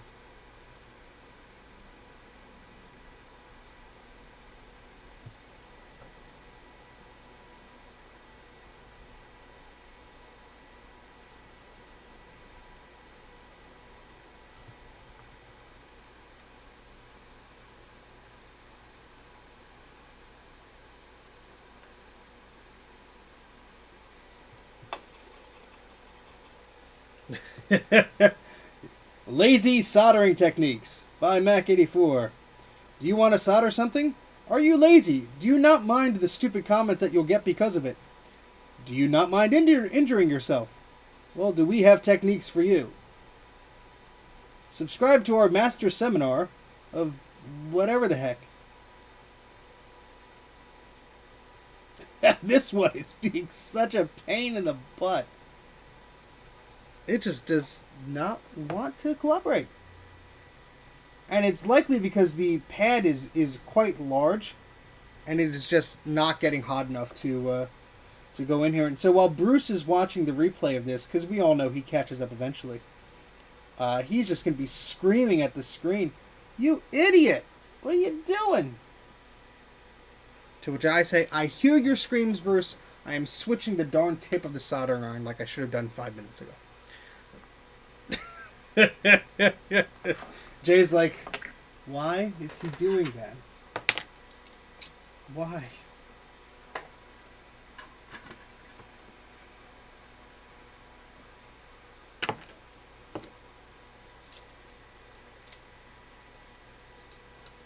I also need a better apparatus to hold these hot tips as they come out of the iron, sort of like a thing that holds them vertically or whatever. But we have about 40 people watching. Hello, everybody. Hope you are having a good day. Hopefully everything's going okay for you. Let's see if this wants to make any difference. The advanced heat.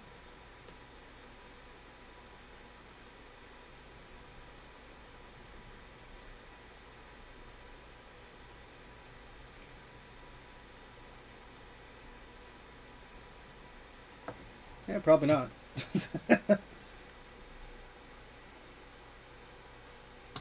There it goes.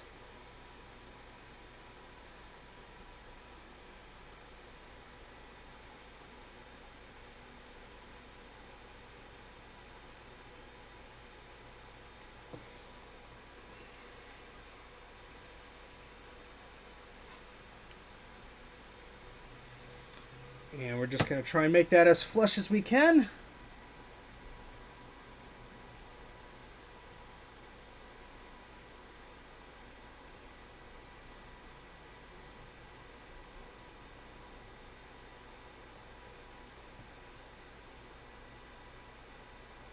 Oh, yeah, there's all this old crud that was just stuck in that little via, that little hole there.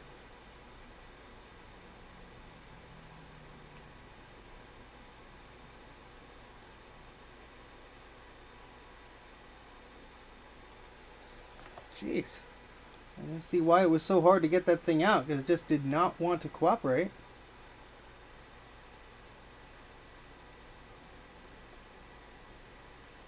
That's okay.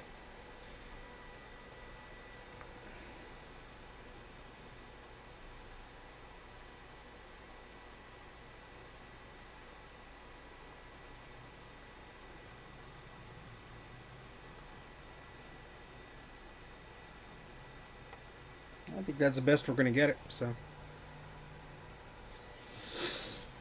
Well, yeah, people have hacked that Nintendo Wii to do all sorts of crazy things.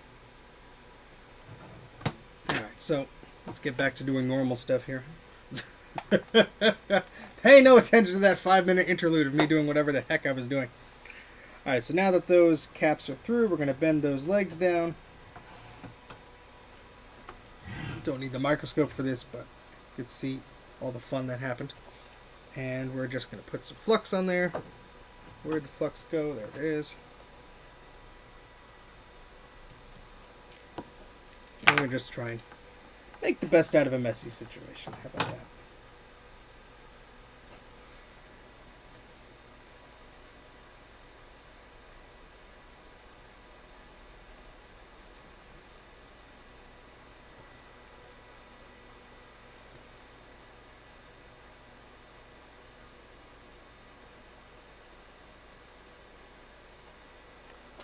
All right. I remember being so excited when the internet channel came out for the Wii because it had a browser. I was like, oh, that's so cool. I remember waiting, I think it was like 6 a.m. or whatever ungodly time they updated the shop. I woke up and I downloaded it.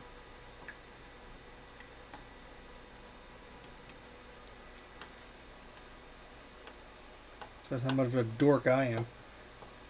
It's like Christmas. I think it ran like an Opera browser or something like that, so it was neat. It was neat. I already had like an internet thing, but I think it was the first web. Yeah, it was the first web browser thing I ever had in a television. You know, with the exception of hooking up a computer to the TV. You know, it was the first. It was in my parents' living room, the Wii. So it was like the first web browser on the living room. It's pretty neat. Pretty neat. Alright, so those caps are in. My goodness. My goodness. That was fun. Alright, what else do we need? We need another cap in that area. Let me check my own cheat sheet here. And that is a 4716, so we're going to put that right next to the other ones. This board is such a long one, it's hard to fit on the desk in some spots. So we're going to go right next to our friends that we just put in there. And we're going to use our crummy pair of tweezers. I don't know where the ones that I brought to Ken's went. Those are my good pair. They're somewhere. Just got to find it. And let's turn this board so this isn't as awkward for us. Well, it's not really going to help us too much, is it? That's such a weird angle. Bring this towards me. There we go. It is not ready to test. We have 1, 2, 3, 4, 5, 6, 7, 8, 9, 10, 11, we had like a 10 more caps to put on. I was putting on the most difficult ones on first. Hopefully everything is smooth sailing from now on. But I realize we still have the large tip on the iron here. And that's not going to do. That is not going to do. Turn this off. Get up.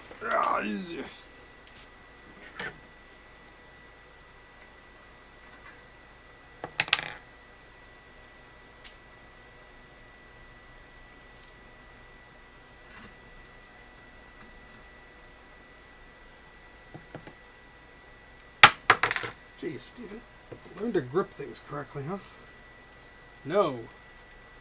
No, Ben, no. All right.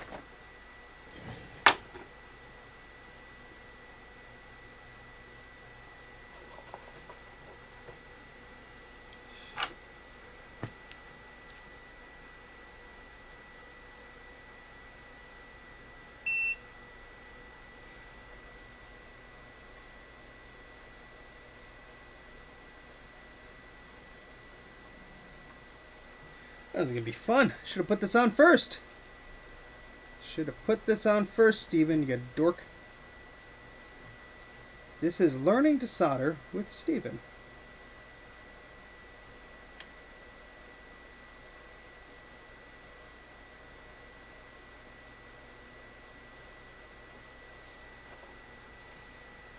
I mean, this board just had so many problems.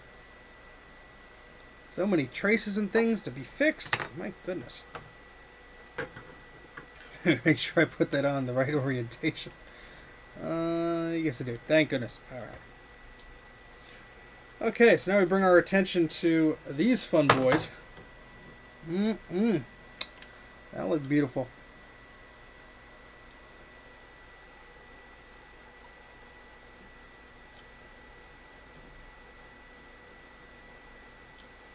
I have to get all the crud off of this as well.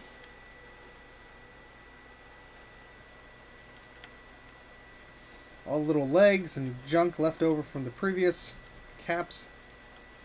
All that adhesive. Oh, this smells lovely. So glad you don't have to smell these little nuggets of rotten fish joy in the morning.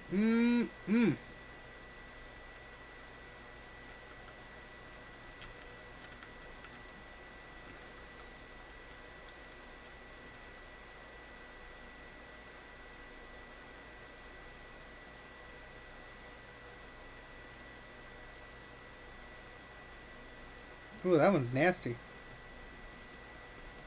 You can just see all the dirt and grime coming off of this pad.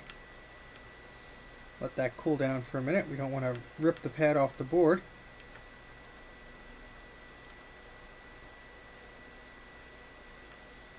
Oof. The stinky one.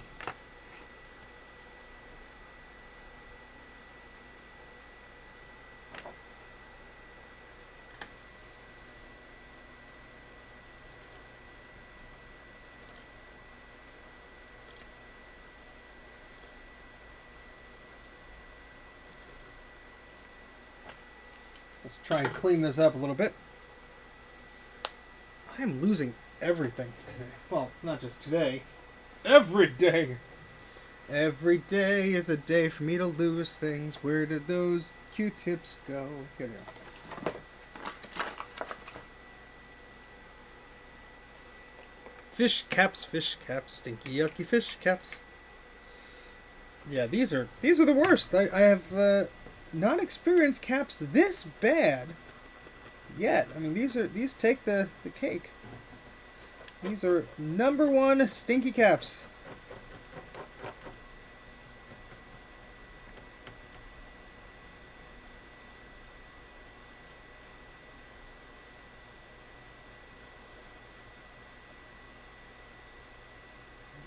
Ugh. Eat 'em up, yum. No, thank you. I am not consuming any of these poisonous caps.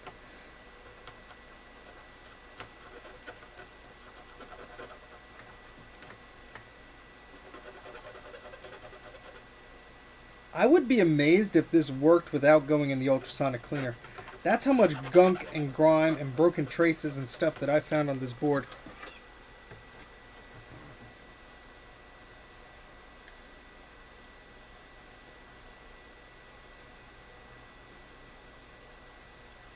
That should be fine. And let's see what fresh hell is over here. Oof. I'll just leave that be, I guess. Alright, let's try and put some fresh caps on here, huh? Make it all happy. Or at least try.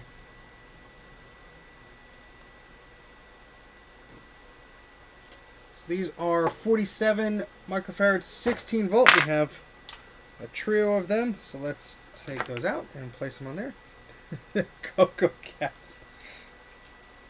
You could taste the dead fish in every bite. Capacitor fluid. You know what, Sean? That's $1 million idea. I'm gonna be nice and I'm gonna let you have it because you know, it's your idea and all. Go run with it. I wish you the best.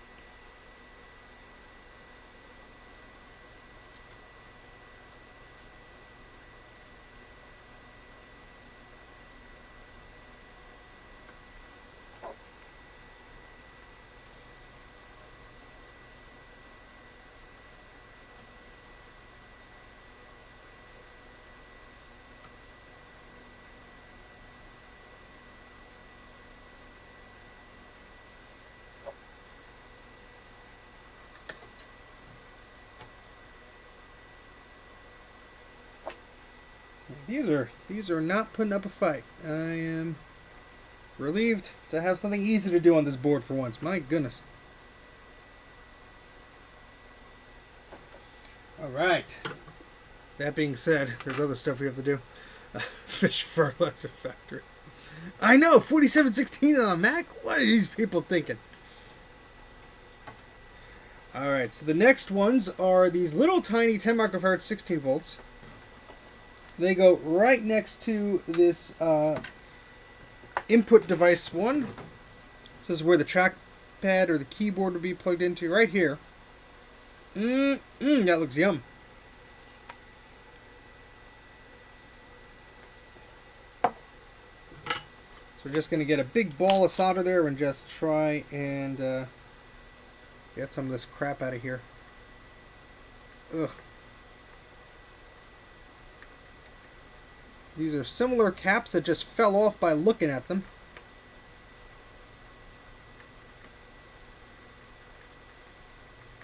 It's just so rotted away.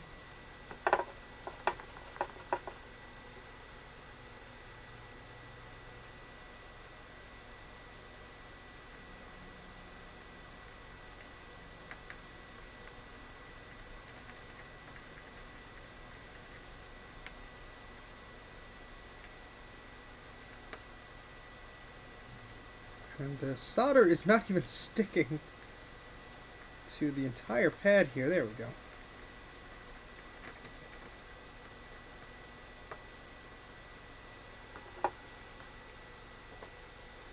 Let's just try and get some of this crud up, and then we'll clean this up and put some new caps right on. Sorry if you can't see all that. My microscope looks a little, what I see, it looks different from where the camera is. So.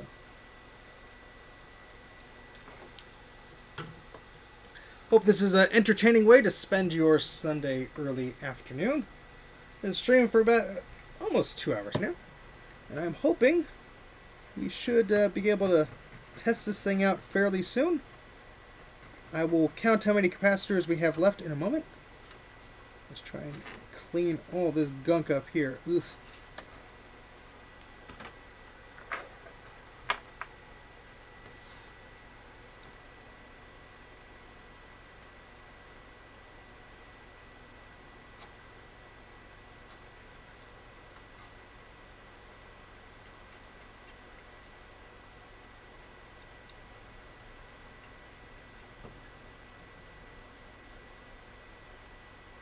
Oof. Yeah, I just don't want that stuff sticking around and causing problems later on. Obviously, this is going to go through an ultrasonic clean and all that fun stuff, but you know, if we could clean this up a little bit before then, that'll make me happier.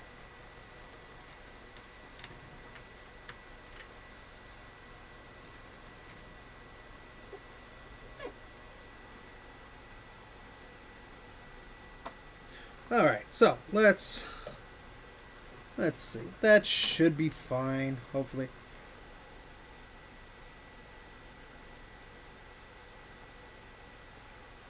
Let me just get my multimeter here just to do a little quick test. Performa 6200 CD, they should pay you. Let's just say that. Those are not necessarily the most sought after machines. They have quite a reputation for being crud. But, yeah. I mean, I wouldn't pay over $50 for one. I think I paid $20 for one at an e-waste place. And I was like, well, I guess I'll get it. And it had a TV tuner and junk in it. So I'm like, score! It has extra goodies inside. But, yeah, that's depends on what you want to pay for it. Alright, so what cap is this? Because I need to figure this out. This is a 51. Alright, that's what we need. And what are these other small ones? Why did I bring out so many of them? They're just different? That's a 50, that's a 50. Oh, that's a... No, that's a... Wait a second.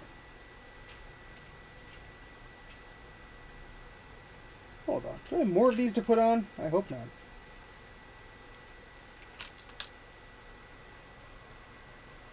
Yeah, these are all the same. Okay, so where else... Oh, I see two of them go over here. Alright, cool. That's fine. That's fine. We'll put those over there. And over here. Alright, let's get these on the board. Please. My goodness. This is going to be the repair that never ends. These are going to be fun to do. This is why I bought the small capacitors. They cost a little bit more, but... Sorry, the light wasn't on all the way. But it's going to make it a little bit easier for me to do this. Hey, Mackenzie. How's it going? Hope you're doing well. Thank you for joining.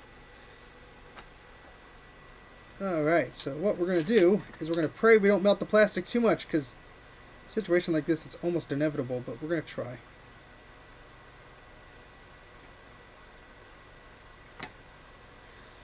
Come on.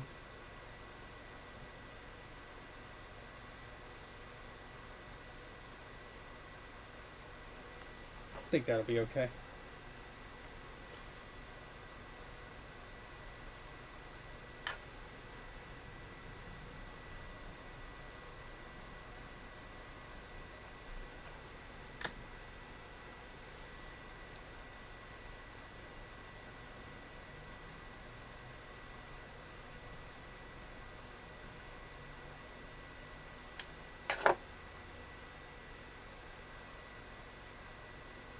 There we go.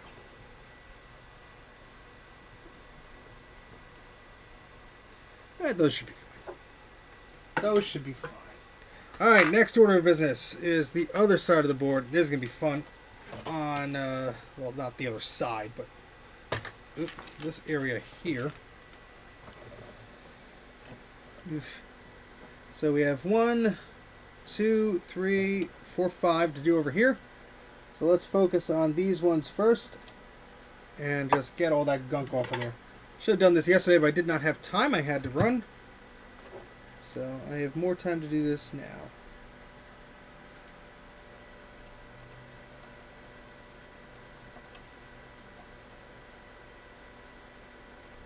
Oof.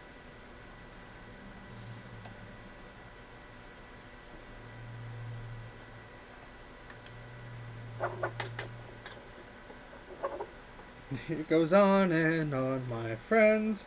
Some people start recapping it and it never ends. Something, something, something, something. You'll need more flux. This is the recap that never ends.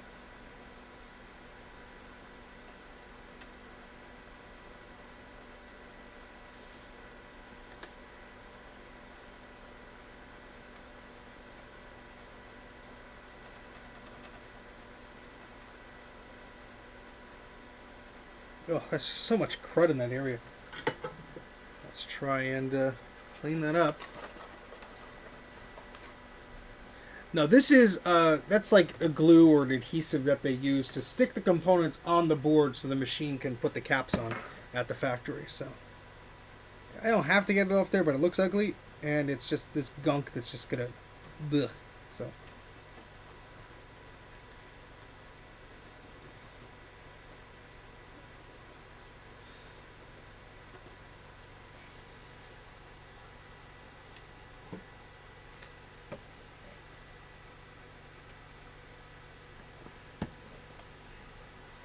I would say that, selling them might be easier than buying them these days, because there seems to have been a lot of people, at least the last year or so, wanting to buy a lot of these things, but stuff ebbs and flows, so.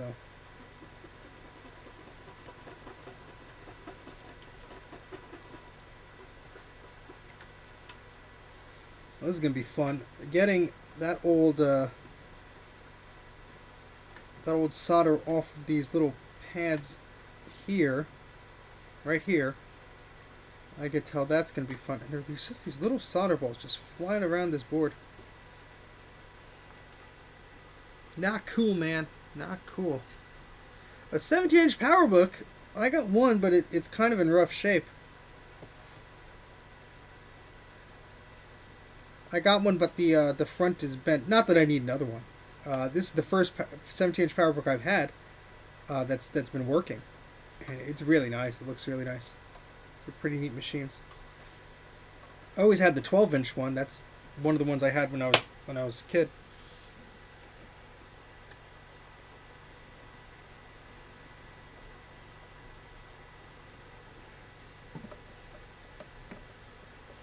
All right, so let's just get some of this old gunk off of here, shall we? Sorry that this is sort of a slow stream today, folks. I hope you are still enjoying it, and seeing how 40-something people are sticking around, I would assume so, but I appreciate it nonetheless. Let's move this board around here. I hope we could test this thing out fairly soon. Now, it does require assembling the machine again, which is always fun, but we're gonna do that anyway.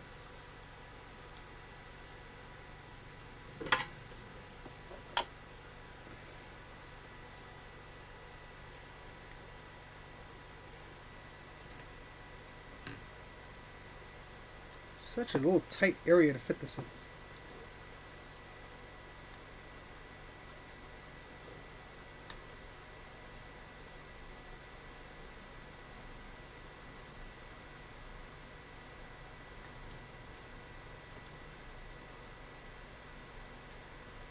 I got greedy. I thought I could get... Just look at this horrible... This is like all the old solder and...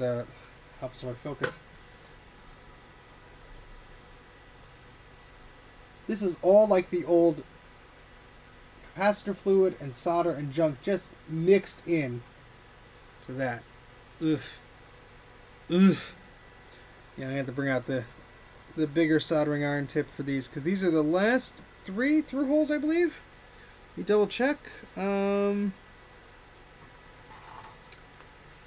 2, 3, and then we have some axials. So yeah, let me just switch to the larger soldering iron tip. And we'll get, actually, yeah, we'll do that, because then it'd be easier if we clear those out, then put the small ones on. Because we only have, how many do we have left? We have 1 axial, 2 axial, 3 axial. So we have 3 axial capacitors left, 2 SMD capacitors, and 2 through holes. So, oh, I'm sorry, 3 through holes. So 3, 4, 5, 6, 7, we have 8 more. 8 left. 8 left. And then we're assuming that this thing will work.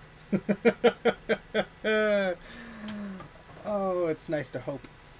Alright, so let's change that soldering iron tip. Actually good that it requires me to get up, because stretch myself out just a little bit.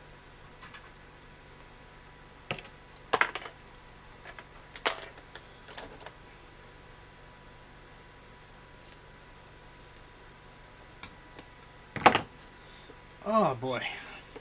15-inch 867 MHz tie book yesterday. Had a working battery. Only things I'm missing is the charger. And installed OS. Pretty beat up too. A lot of those things are beat up. Needs soy sauce. A lot of those tie books seem to be beat up. I left one. I should have. No, did I? No, I have three. Only two work, and one has the other one has a problem with the logic board. And the other one has a problem with the screen. And I left it at work, but there was a dock, one of those bookend docks. I took two of them and I left one. I don't know why I left the other. Sort of stupid, but yeah, they were neat. They were just sitting in a drawer, and it was like my last day, and I'm like, no one's gonna mind, right? Somebody's watching this stream now. I'm telling.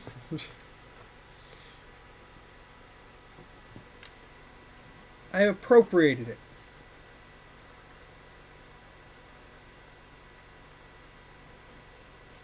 It was rescued.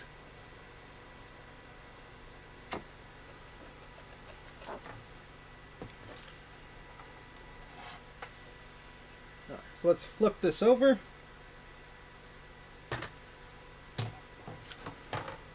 This is going to be blurry and awkward.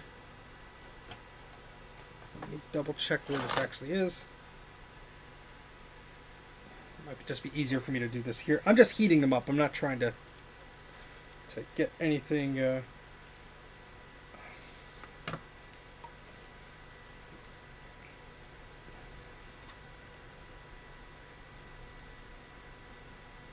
the heck are the things? Really? Okay, there's that one.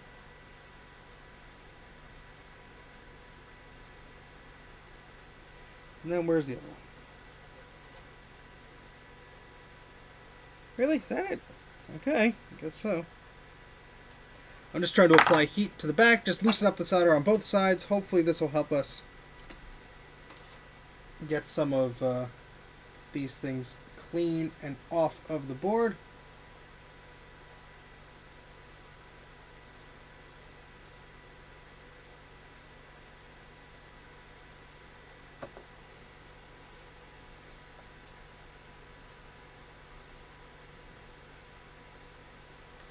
I'm going to actually try to wick them away from this side too.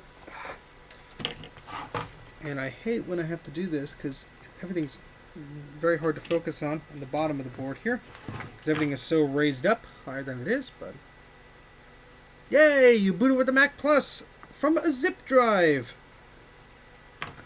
Achievement unlocked. Those could be a bit picky, because if the zip drive disk is not formatted 100% correctly, the Mac Plus is sometimes like, I don't want it, I don't want boot, I don't want boot, I don't want boot.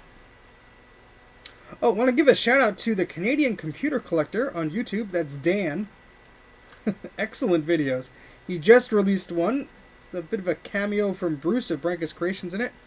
Had me laughing out loud.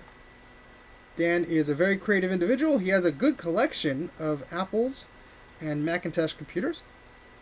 Sincerely wish that you guys check out his channel. He's a funny one. At least he's funny in my sense of humor. And I wish him the best. So go check out his channel. That's Canadian Computer Collector. I forget if it's all one word or if it has spaces in there. Very funny guy. We had him on the Mac84 podcast not too long ago. And he was just a joy to chat with.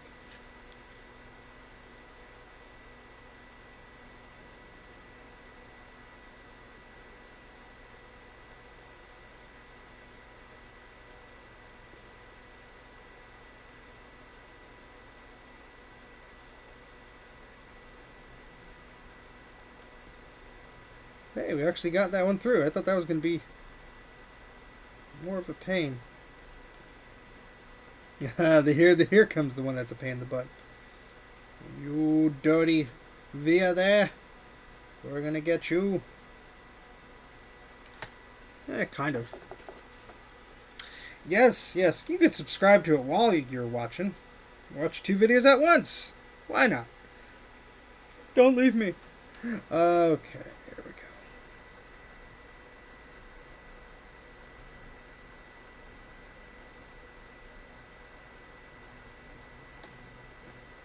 Oh, you could just see there's still some crud just hanging around in that via. That is disgusting.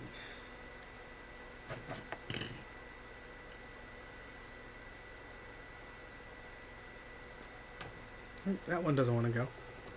It ain't fixed yet. We trying as fast as we can. As fast as we can. Yeah, so look at this. There's all sorts of crud just still. Let me see if I can zoom in and get a clear picture on this.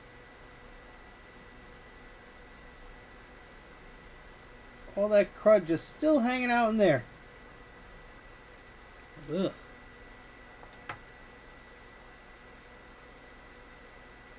I'm getting hungry for lunch. I better finish this up. I sound like Bruce now.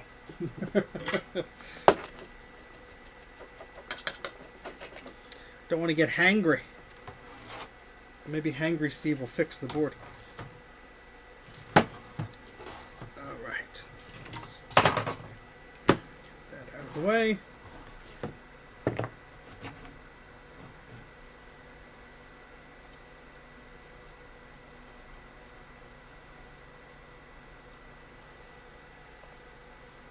And we'll try it on this side too. Why the heck not?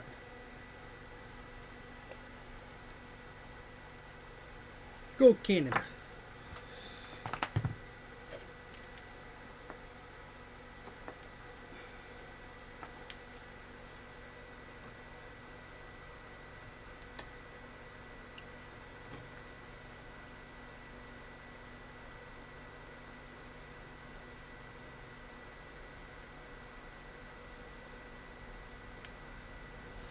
Well, that's going to be a pain in the butt now, isn't it?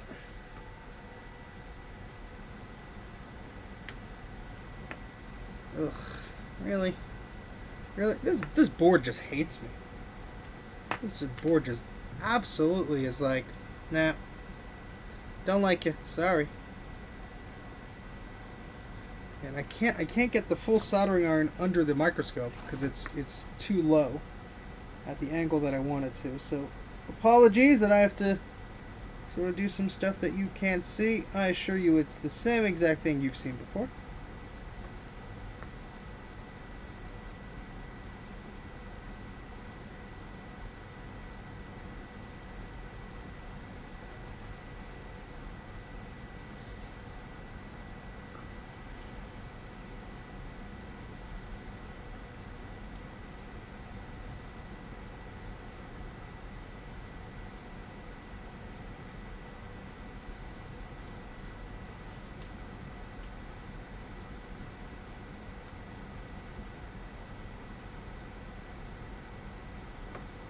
Nope.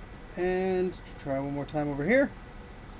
I am just batting 1,000 with this thing here today. It does not want to cooperate. Try flipping it over and trying it again. I guess you need direction. That's a forced retrograde. That's a. You weren't planning on it, but now you gotta do it. And let's just, come on, let's just try this one more time. Steven is getting hangry here. And he does not want to have to get angry. Yeah, again, I can't do this under the microscope because it's going to be a pain in the butt.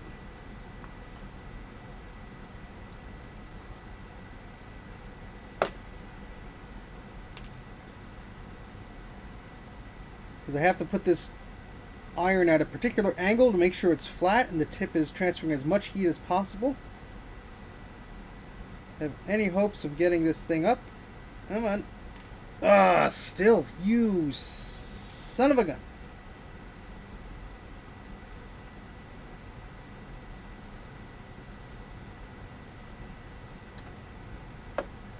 That one's not happy either.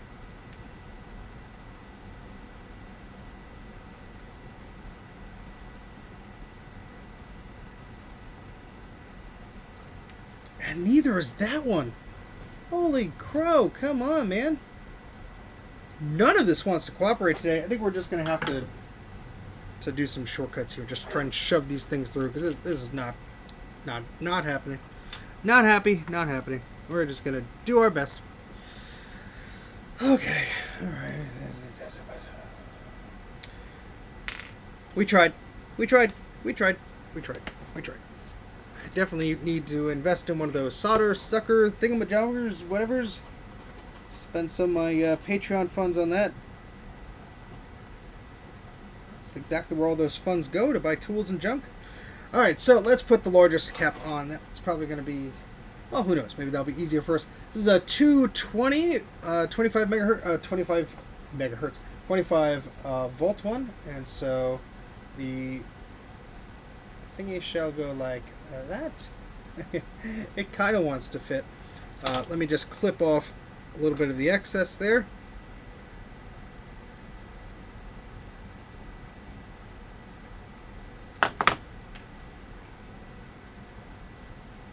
And see if we could coax this into there. Again, using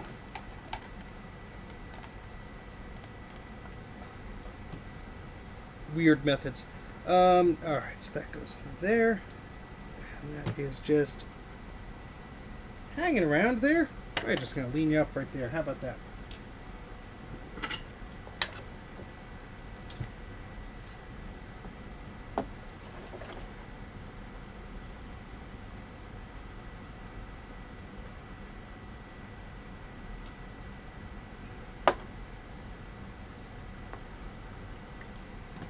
This is going to be fun, I can tell.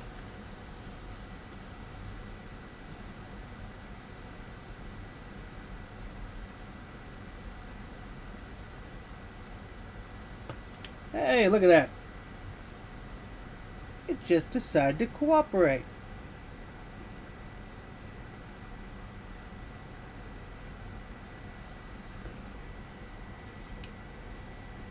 Not bad.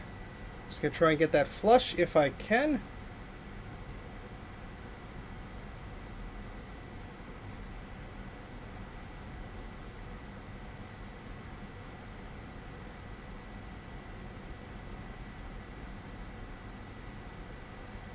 Because there's a little blob of solder. Let's see if I get that off with some solder wick. There's just a little blob under the leg here. Pay for your solid gold apple cube. No. No, I assure you it did not.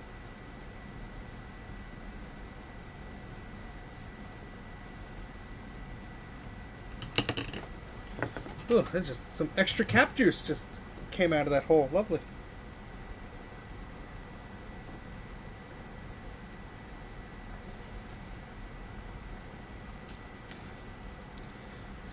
Add some extra flux here just to coax this out. Come on.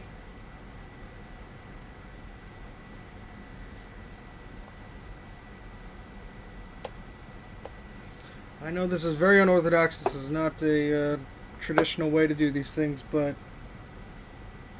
desperate times call for desperate measures.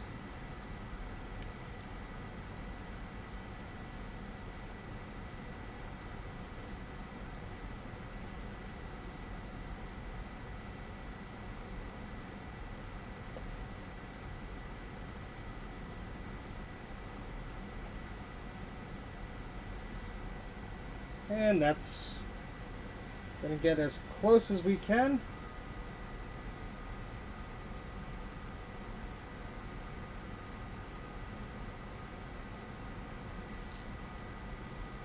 You're actually going to leave that a little bit hanging up because there is some yucky cap fluid under there. And I don't want that to stick there. So let me just put some solder on this, fix this up, and then we'll move on.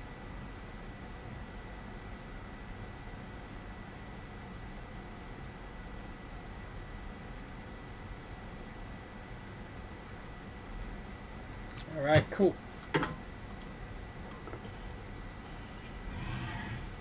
Yeah, Mike will come over and beat it with a hammer. So it looks disgusting. Let's clean this area up.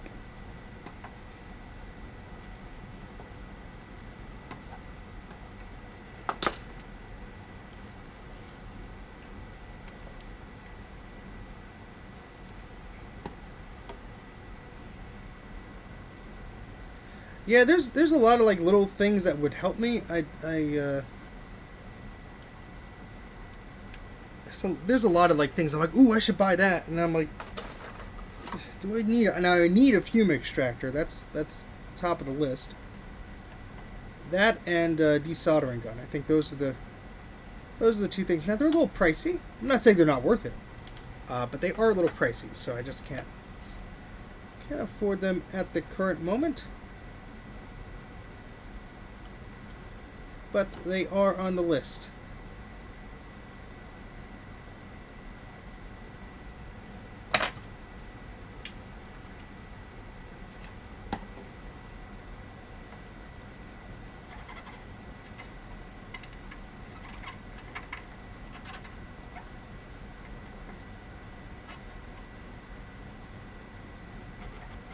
Alright, cool.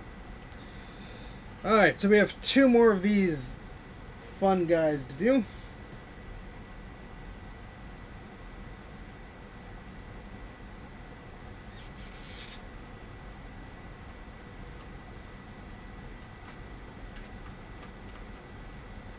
Just trying to get some of that nasty fluid off of the board. I probably can't do it from this angle, but alright, so got two more small caps to put on there. I'm going to do that now.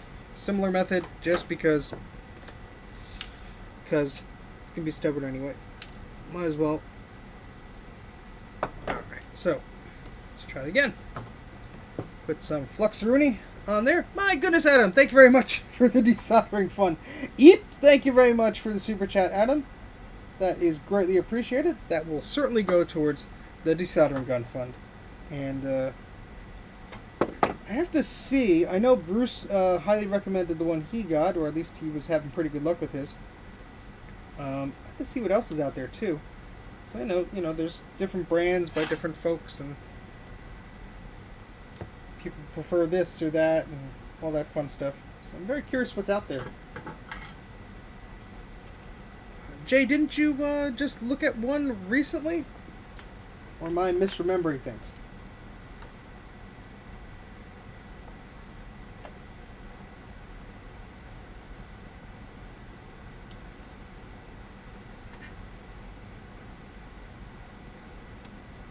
That one just slid in there with zero problems.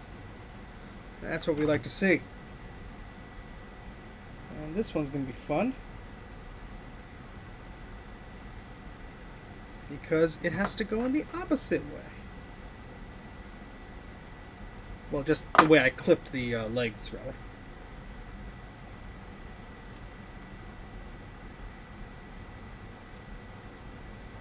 So here the negative leg is being a little stubborn.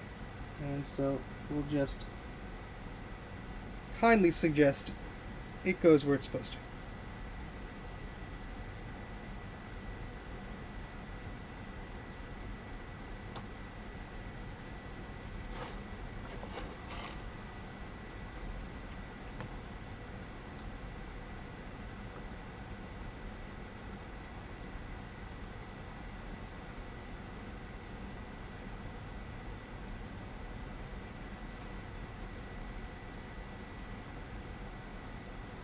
I think we're almost done.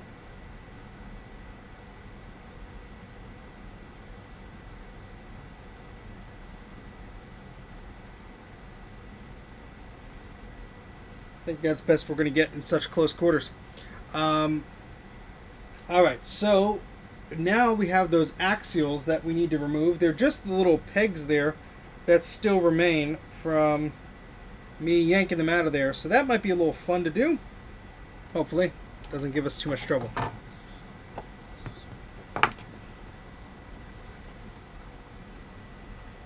Usually what I like to do is I like to keep part of the axial cap in there and I just help pry it off, but I did not think ahead.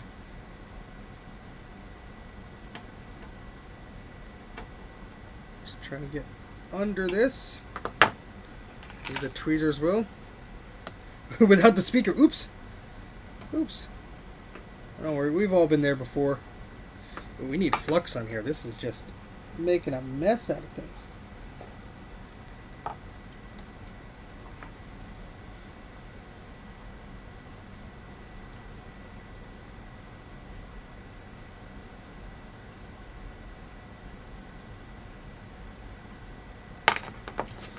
see if we get this out of there.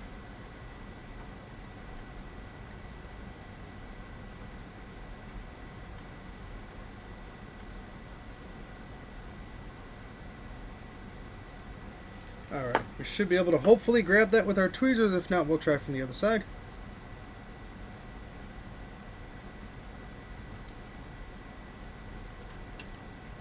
There we go. Excellent.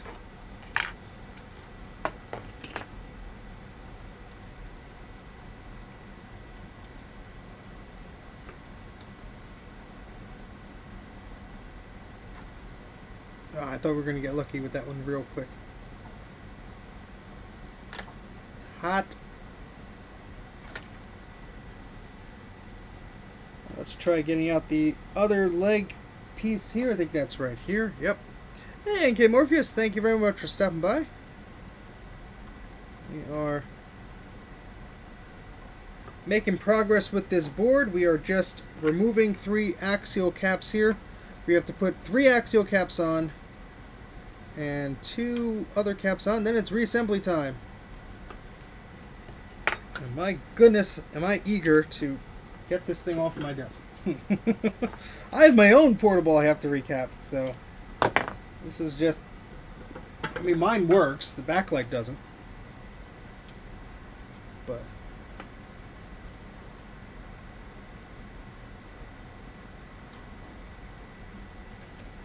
that one actually came out. That's nice.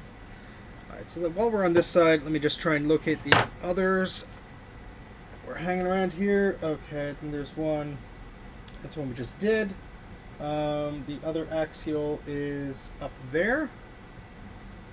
And which pins are those? Is that one actually? No. Ah, there and there. Okay, so this is by C11.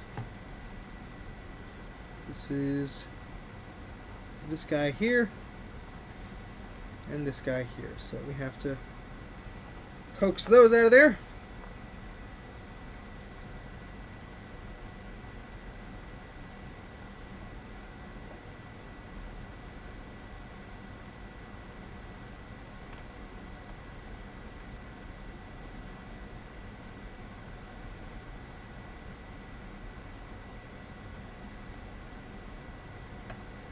Oh, actually, that just might be easier to go out through the other side, so we'll grab that in a second.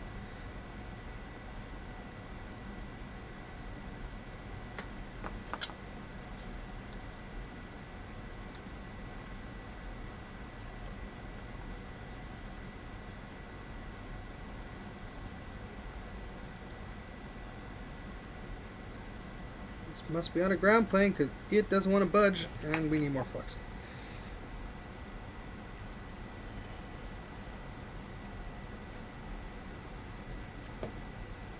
Come on.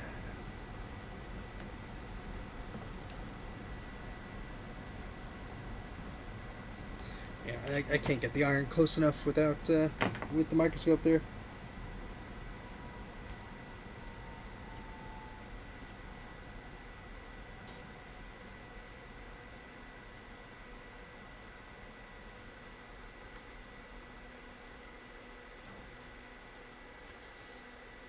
Alright, where's the other one? This is going to be a fun thing, huh? And the other one is located, where? 1, 2, I know there was a third one.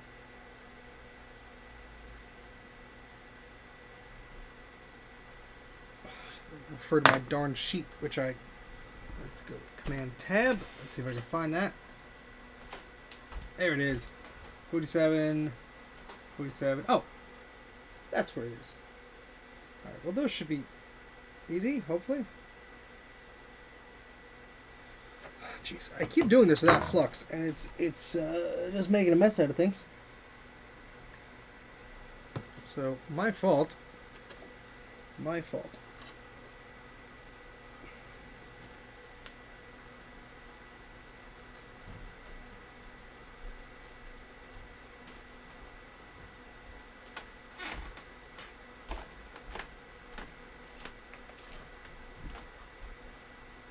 Alright, that's one of them.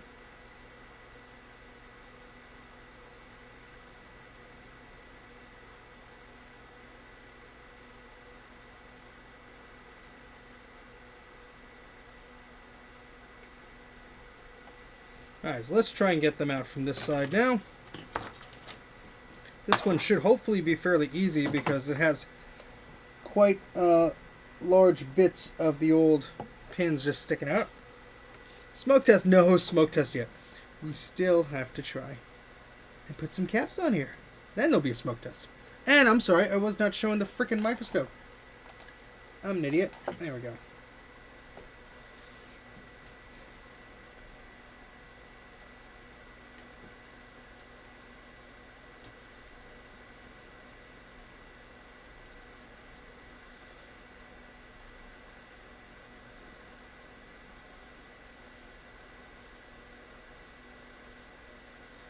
Go.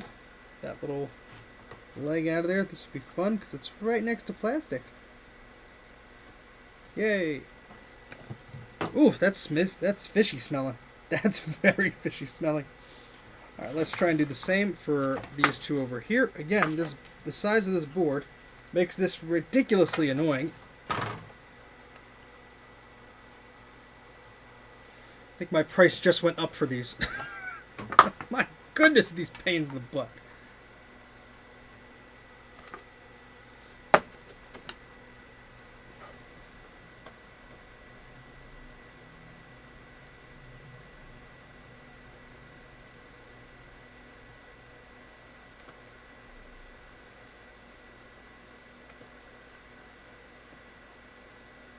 All right.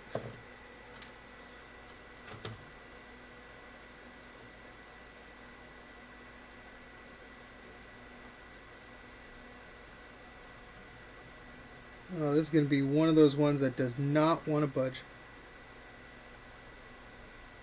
Oh. Are you going to surprise me and be easy to deal with? No?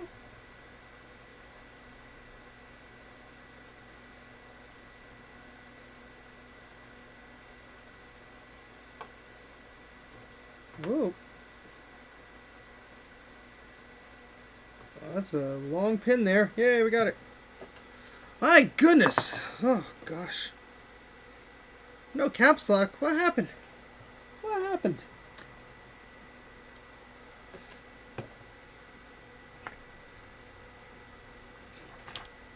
So sometimes it's helpful to just put some fresh solder in these areas to just sort of loosen things up.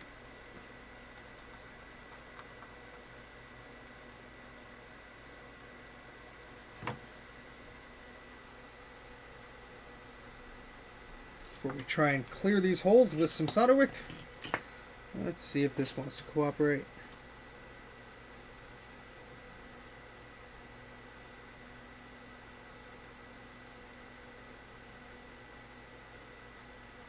Nope.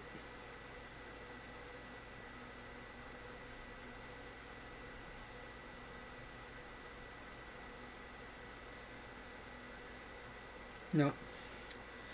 Oh boy.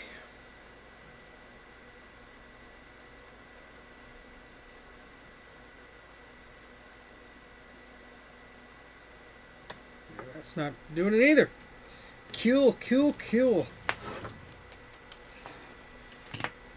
Wherefore art thou, solder gun, solder gun, solder gun?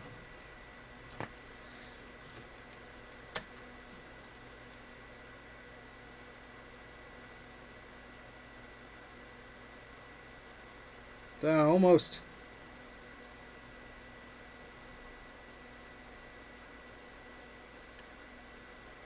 Yeah, there we go.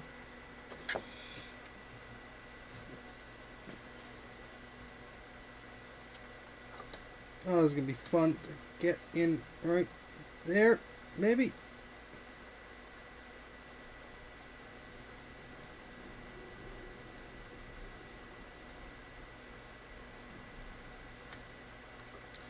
Ah, boy.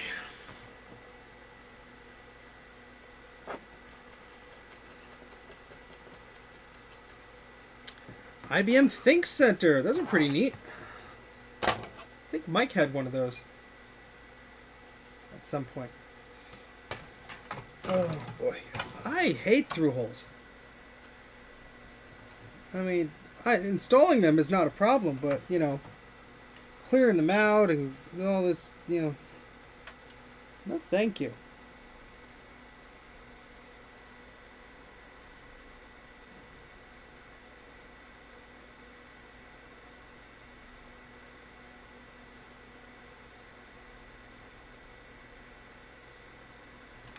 Yay, that one worked. Alright, so one is ready to go. Let's keep trying here. Just I'm doing this off camera, just so much easier just for me to get a look at this, so I apologize. But hopefully the sooner I get this done, the sooner we can put some caps on this thing and get moving.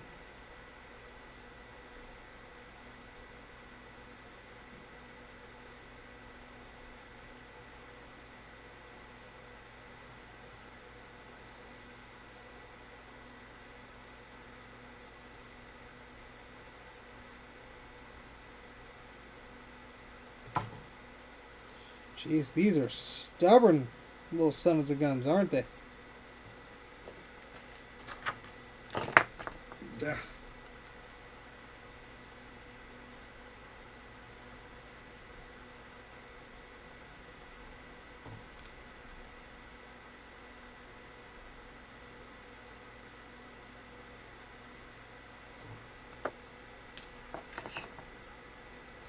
I have to clip off the extra here because there's just so much of this used wick. It's getting in the way.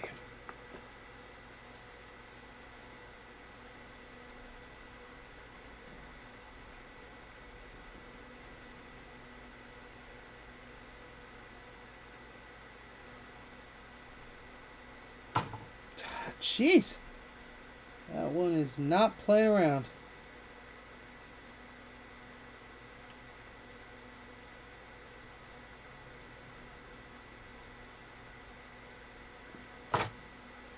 It seems I could get almost all of them clear, except like the ones on the ground plane. Those are the ones that give me the biggest trouble here. Alright, so we have that one. Let's see which ones we have clear. That one's clear, that one's partially clear, and then this one up here was giving us trouble before too.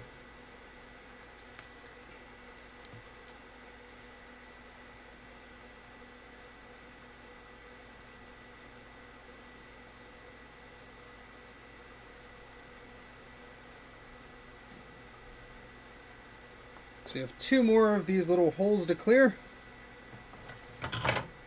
Hopefully that'll be it. Yes, check out Retro Techie. Excellent stuff. I feel horrible because I need just like more time to watch all these channels. I get so many channels recommended to me, and I'm like, oh, that sounds great. And it's like, oh, I need to watch it.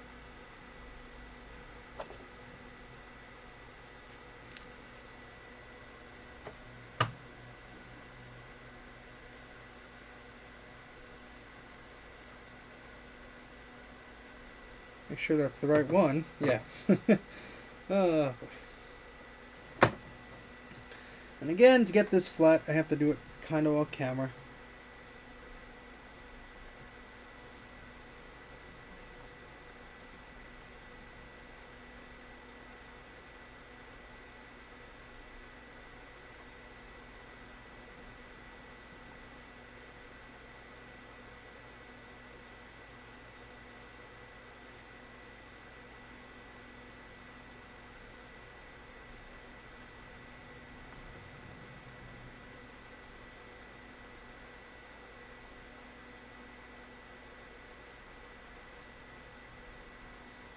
It's certainly not happy.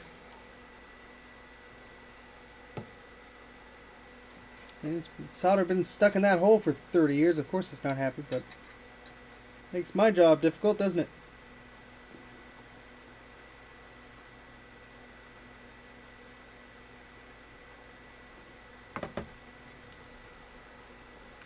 So we have two stubborn little holes here. Well, let me just fix the solder on the back of these that we've put in already. I didn't clip them off for whatever reason. Just fix that now briefly before we move on. And we'll just... Oh, boy. Sorry, folks.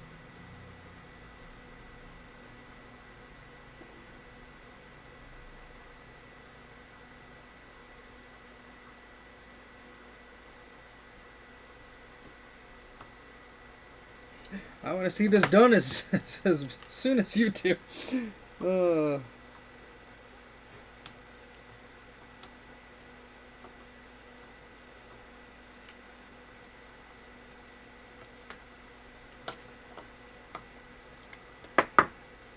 right.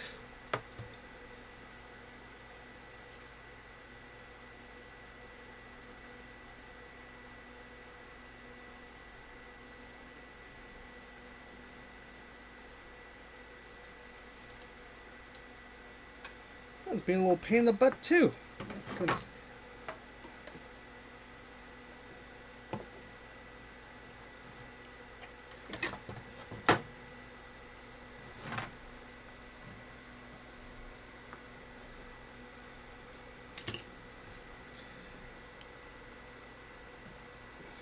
Jay's having trouble waking up. I'm sure this stream is not helping.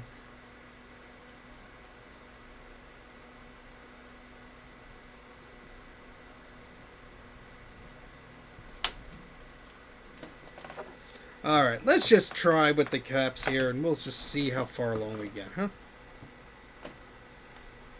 Alright, sure. We're all in agreement then.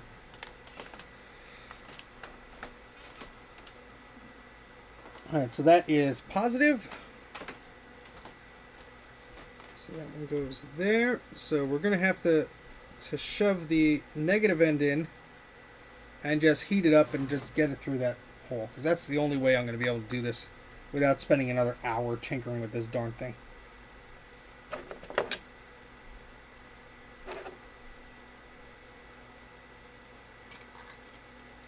Oh, look at that. It went right through. So let me just bend this so we could get that, well, we could actually fix that up now.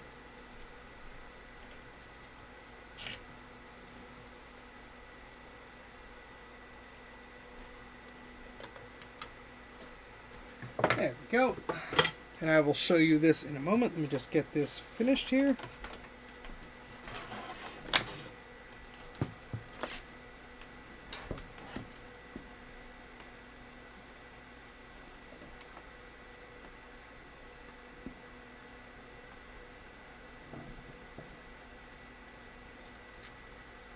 I didn't bend it at the right angle. Now it's going to be a pain in the butt.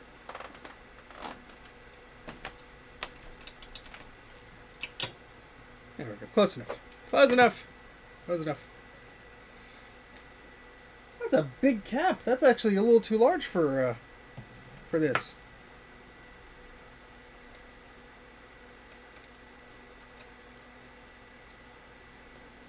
I don't think I would have run into that problem, but here we are. That's fine. It'll be just fine. I'll show you in a moment. Just put some flux on here and affix it to the rear of the board.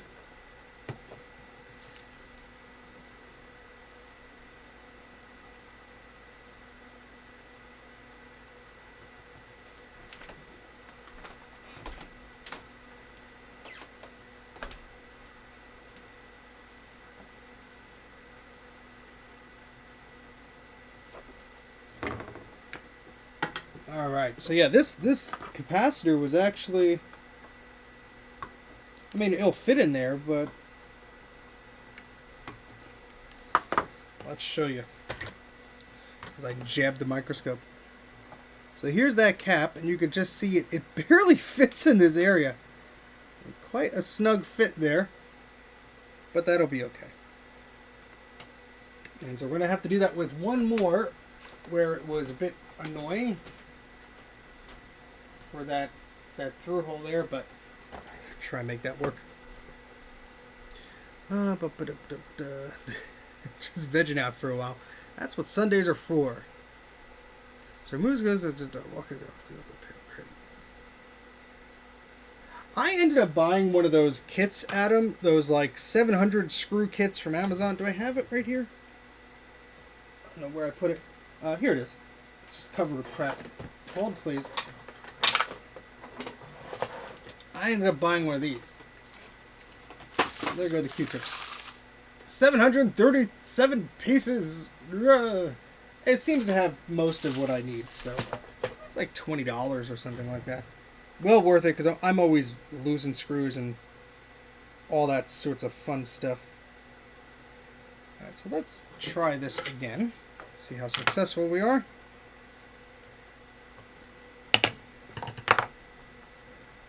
Oh, really? Damn.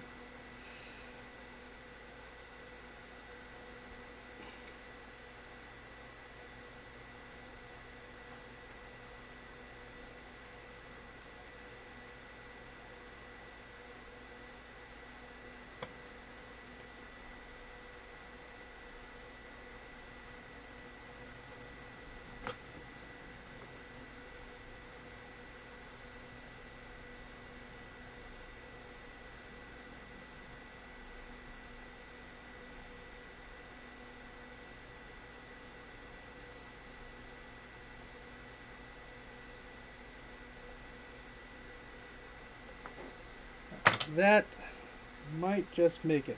No, it doesn't. Can't even bend it when it's like that. So now I put it too far in.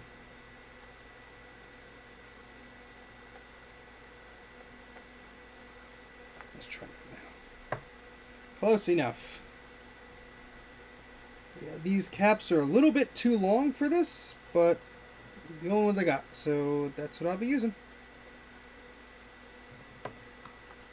So I'll have to make a note when I post the parts list for these that these are probably not the best.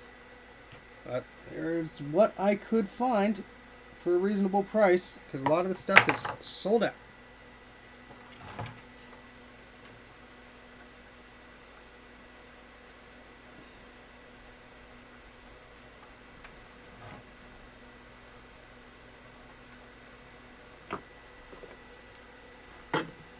Sorry, that's out of focus.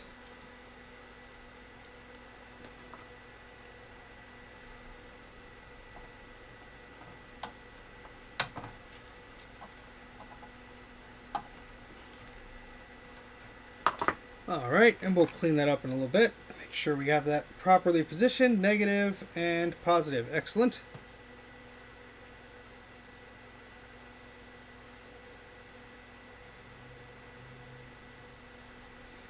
All right, we have one more through hole here, and then we have two little SMDs, and I think we're done. There might be one more through hole because I took out an extra one, but I don't know if... I mean, these are axials rather, but I think we're nearing the end, folks. We're nearing the end. The end is here. Near. Whatever. Yeah, these are much smaller, so this is going to be fun. Whatever. We'll just bend them. At least this one, the hole is almost perfect. So we're just going to do that and do that. And negative goes there, right? And then the other negative goes there. Alright, so I just want to make sure I'm doing this correctly so I don't have to do this again, because that would stink. Yeah, so the way this goes in is just a little bit too wide. But we'll make it work.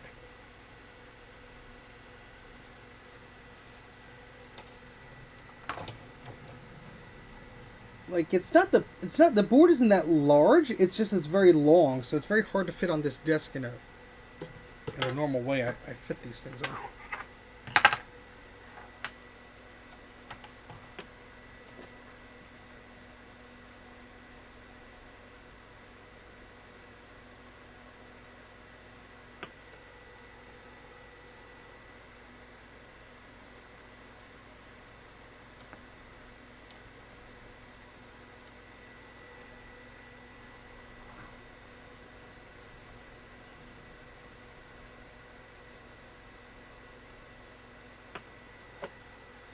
All right, my goodness.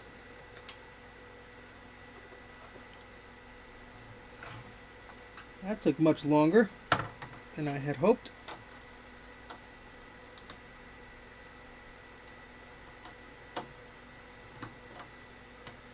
I mean, now I know what it takes to do a portable. My goodness. All right, let's see if I am missing any components here. Just taking a look at my cheat sheet here. So we had 1, 2, 3, 4, 5. 1, 2, 3, 4, 2. Oh, yep, missed it. Missed a capacitor over there. That's a small one. We can do that easily. All right, then there's the power thing. 1, 2, 3, 4. Got it. 1, 2, 3, 4. 1, 2. 1, 2. So I took out an extra 100 microfarad 10, 100 microfarad 25, it seems. Because that's 1, 2, and 1, 2. Yeah, so I took out an extra. So I'll make sure I did. It's an extra? Yes, it is. All right, so we'll put that back there. Alright, so we have 3 little SMD ones to do real quick. And we'll be done with this horrid monstrosity. And then we're going to test it. Yay! And I'm just thinking now, I'll probably test it just by connecting a speaker.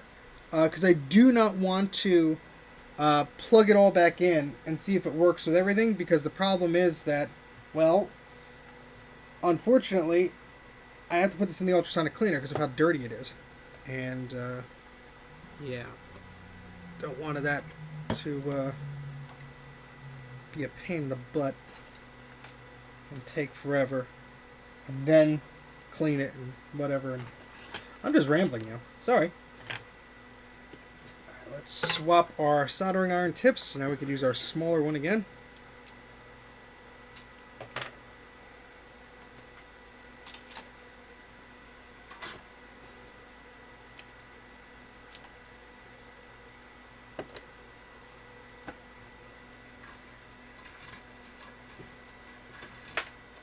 Jeez.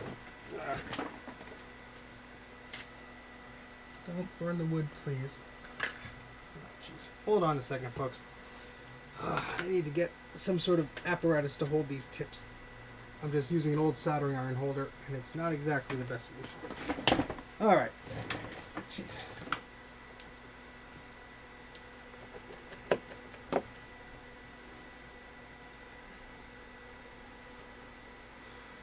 Alright, let's try this again.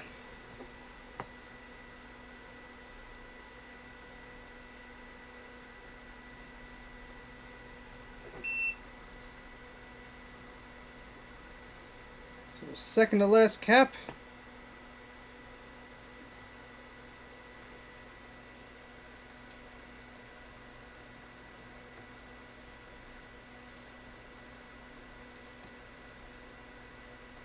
Oh, come on, what are you doing?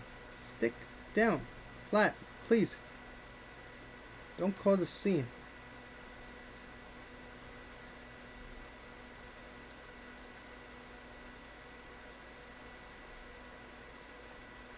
What is happening here? What is... Oh, my tweezer is hitting a component that I can't even see. That's why. What happens when you're so far zoomed in? You're like, why can't I see what I'm doing? If I go from... Jeez. Use my left hand to solder? That's not going to be good. Well, we'll try.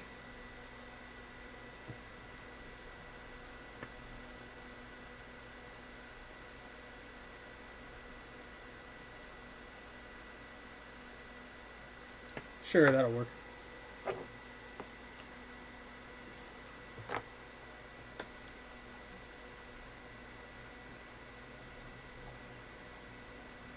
It's going to be just a tall boy, isn't it? It's just going to be hanging in the air like that, but...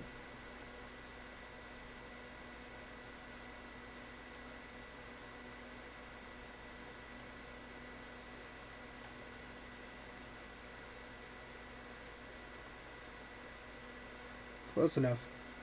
Close enough. Oh, yeah, sorry. Sorry, Jay. My hunger is getting the best of me. It was all blurry anyway. Hopefully you can't hear my stomach grumbling, because it is. Alright, so let's put those 2 final little tiny baby capacitors on here. Oh, this is going to be fun. Oh, this board is such an awkward size. Alright, so they have to go right there. My hands are disgusting right now. What are we doing tonight, Brian? Same thing we do every night, Pinky. Try and take over the world. Horrible impressions, but that's what you get. Narv! Alright, let's put some flux on here. And we have those little 2 caps. For anybody who has stuck around from the beginning, thank you. Hey, you know what? Let's just do it this way. Duh. That's easier. This has been a journey. I almost thought I had to split this up into another part. I mean, I'll assemble this. I don't know if I'll do it at a stream or whatever, but we will see. Let's just try and get any signs of life out of it first.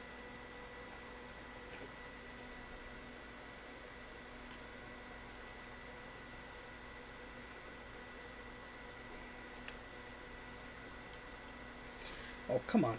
Why did you want to flip upside down?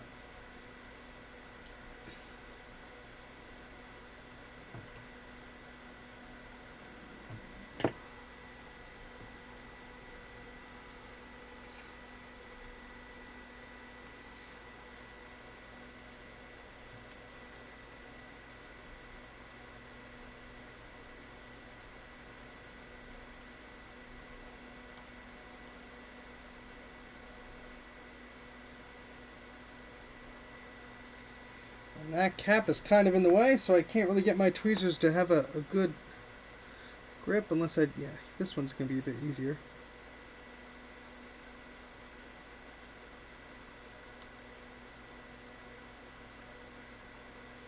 Again, this is why small capacitors help sometimes, especially when you're trying to just squeeze into little areas like that.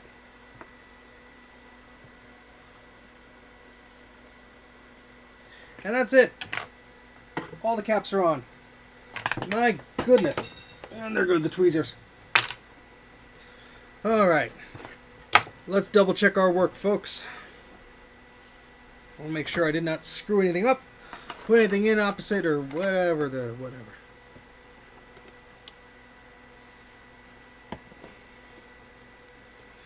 Just clean up some of these areas as well.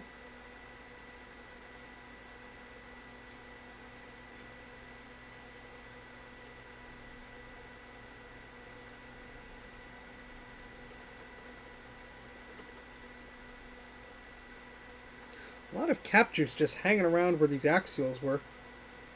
So that's fun. Make sure that's connected on the bottom. It is. Same goes for this guy.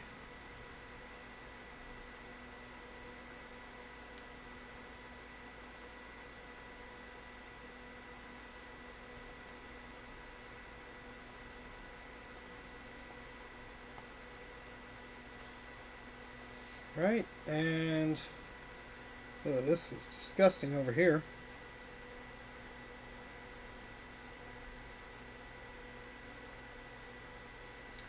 Alright, now let's double check our work of the orientation of everything. Positive, positive, positive, positive. Positive, positive. Positive, positive. Positive, positive. I'm just checking the positive marks here, and we have a bunch of disgusting hairs hanging out here. Ugh. Get those out of the way. Positive, positive. The same over here. Yep, yep. Yep, yep. Yep. I think we are good to test. Finally. I thought the day would never come. Like the smash button. Let's see how our little bug mascot is doing. You still in there?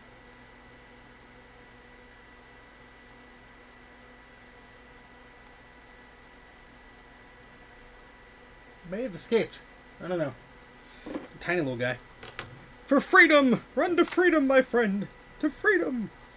Okay, this is going to be interesting. This is going to be interesting.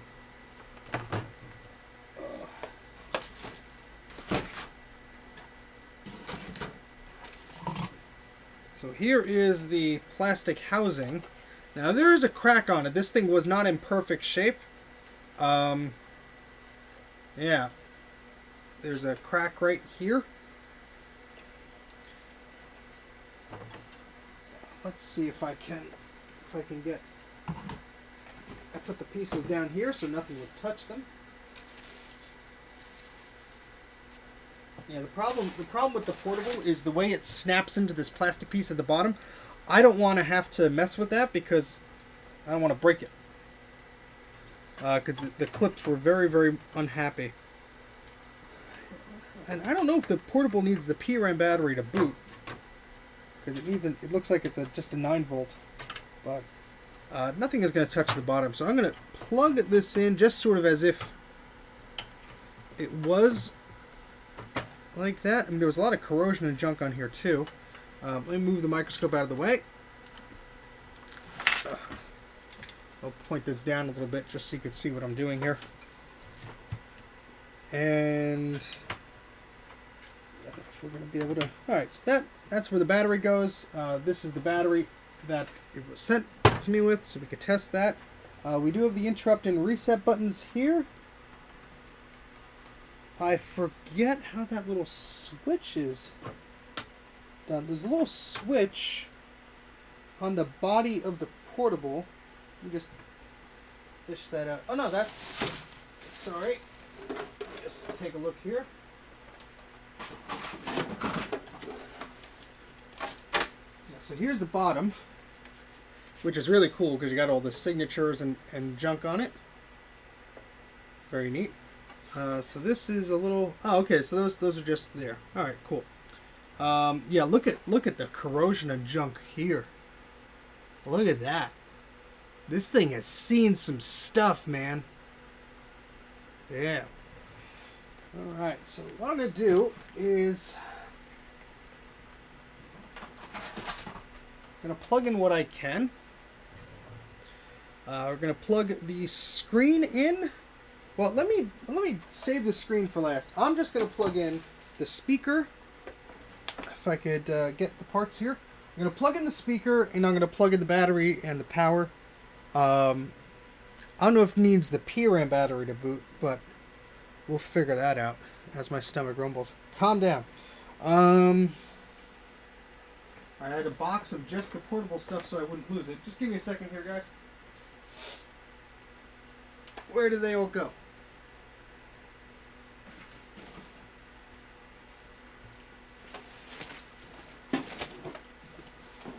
Where did it all go? It was in the same spot, and I'm like, I don't want to lose this. Let me put it over here. Just give me a sec. Try and find where I put this thing.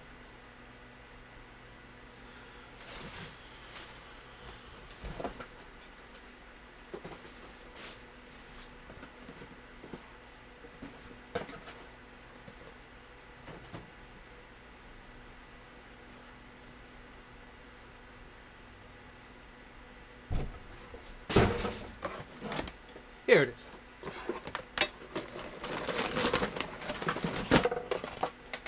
I put the things in places that are so safe I can't even find them. Alright, so here's the speaker. And it is nicely labeled on the logic board.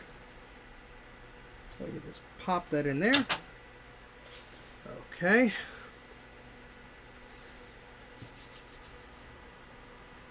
Okay, and this 9-volt battery connector has seen some stuff, man. Yeah, that's going to need to be cleaned up. So what I'm going to do is I'm just going to see if this will work. I don't know if this is the proper way to do it or what, or if it's going to be unhappy, but there's power and reset buttons here. I'm going to hold them. And then press 1, I think. Well, we'll figure it out. And I have the power plug here. Now, the power plug I have is for the backlight one. but it says both models on it, so I think we'll be okay. So let me plug this in here, if I could do it. If I could do it here, go.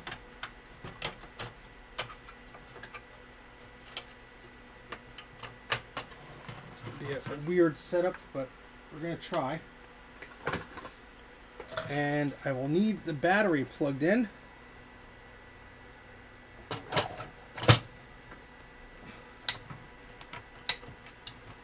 And that's the best we're going to get. Yes, I know it won't. Well, the secondary battery, that the little PRAM battery, I know it won't boot without that. So, okay, I guess we're going to plug it in and hopefully nothing blows up.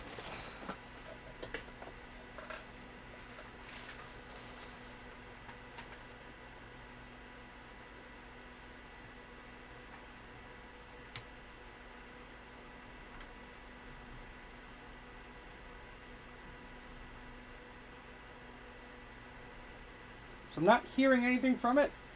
I'm going to unplug it for a second. I'm not sure if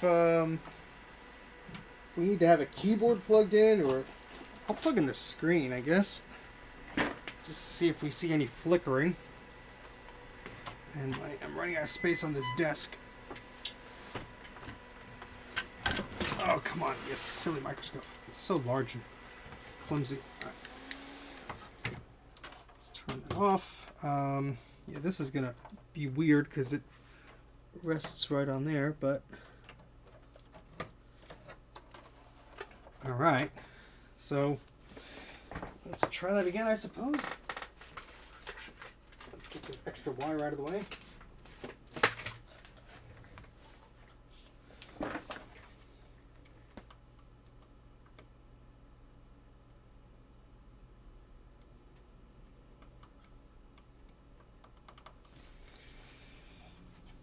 Nothing yet. I mean, I don't know too much about these things. It might be very unhappy if that little 9-volt battery is not plugged in.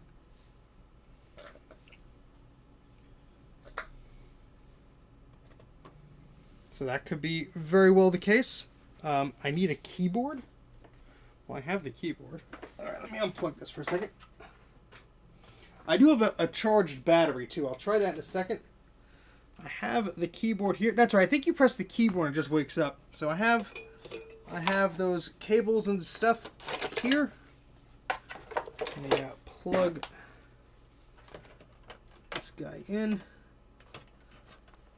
It's a bit of a pain, but we're gonna try it.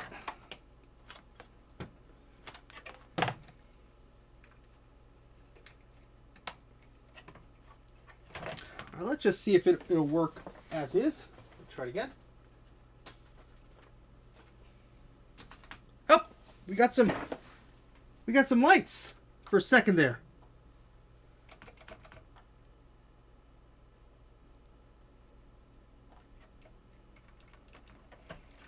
How about that? We got some life out of this thing. That was cool. It's more than it did before. So we need a 9-volt battery? Is that what we're saying?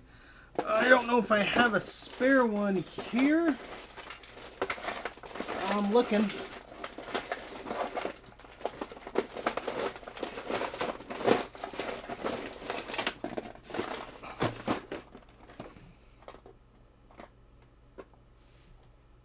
All right, let's look for a 9-volt battery here.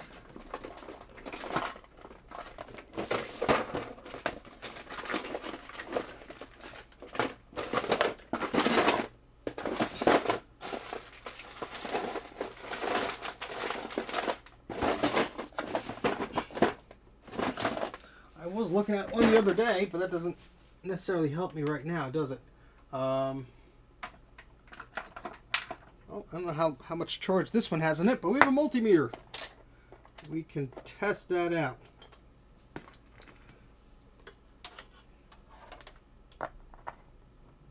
$8 volts. That's good enough for me.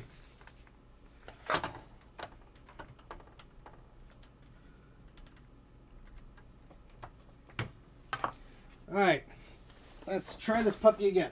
Oops.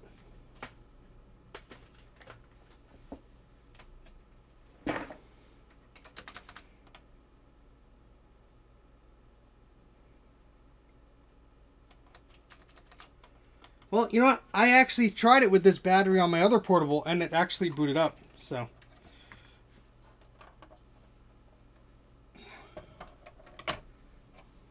take this battery out. I do have a brand new battery that I purchased off of eBay. It looks funky, but it does supposedly work.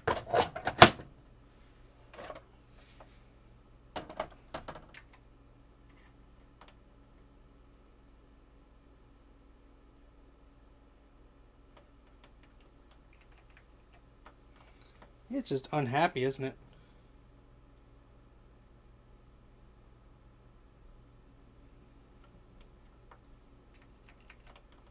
Well, we got some signs of life out of it before, so that's not entirely bad.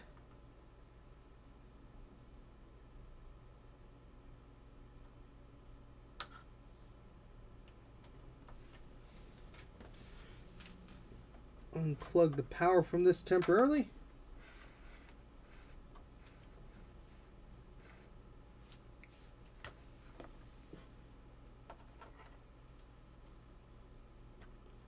Yeah, I forget if there's a little. Yeah, I'm not sure, Mike. I forget if there's a little spot that tells the computer it's open or not. That could certainly be why it's not flipping on here. I mean, we did get some signs of life out of the screen, so that's cool. I'm excited about that. I really honestly... Oh, wait, that's right. There's this little freaking circuit thing. Hold on. There's this little piece of plastic. This guy. Yeah, there's this little thing that we have to... That's right. Which takes care of the lid. Thank you very much. All right, so is this guy here, I think? Let's see. Or is it... See how this will go in. Like this. Yeah, so this touches that switch. Chris is here. Hey, Chris. We're going to see if your baby wants to work.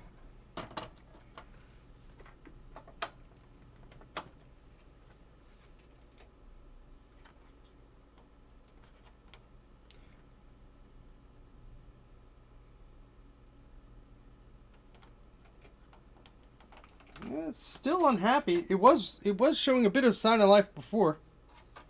The screen had some lines on it for a second.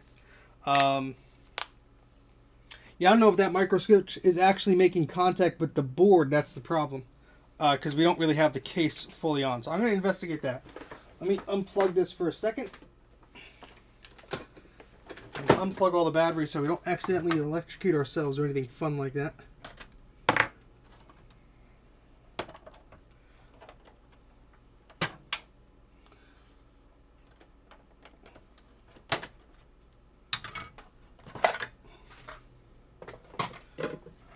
So let's take the screen out, put it behind me. I am not going to sit on it, I promise. Yeah, I'll go back to the other battery in a second. Let me just get this out of here and just take a look at how that switch works and what it touches. Oh, okay, so that switch goes to the battery terminal. Okay, so that doesn't touch anything on the logic board. This switch travels along here, goes along there, and then plugs in here at the board. Okay. All right. Yes, let's do that again. So, I mean, this 9-volt battery is a little questionable, but it's the only one I have right here. So we're gonna use it. Oh, come on, just go in there. Should be fine. All right, so let's try out the original battery. That is here. Well, let me plug everything in first.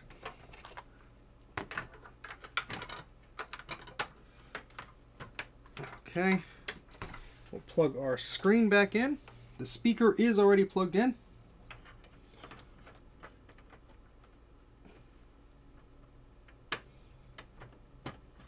Okay. Yeah, this is a weird form factor, but it is interesting. Now we're going to put you back in there. And let's just rearrange this slightly. We need our little plastic piece. Where did I just put that? Here it goes. to do that micro switch thing. All right, and let's plug it in.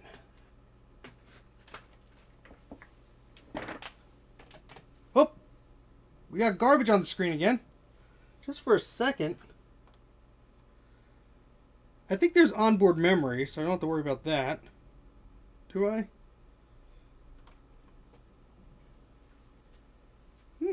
It's trying.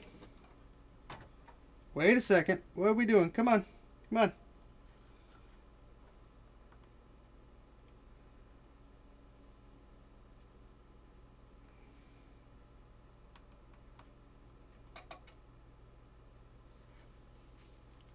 Well, it's doing much more than it did before. I will give it that.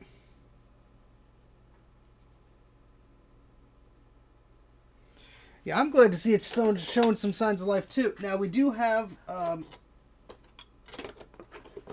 memory card, but I think this was an optional thing. You didn't need it installed, but I'm gonna install it anyway. Unplug this guy. Come on, Portable, you should start working because I'm hungry.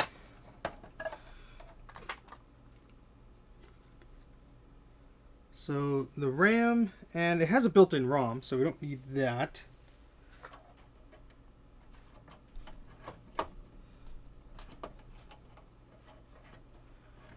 And this plastic case is not perfect on it. Yeah, I could tell it was in a basement because the corrosion on this was horrible. I don't know if you saw earlier,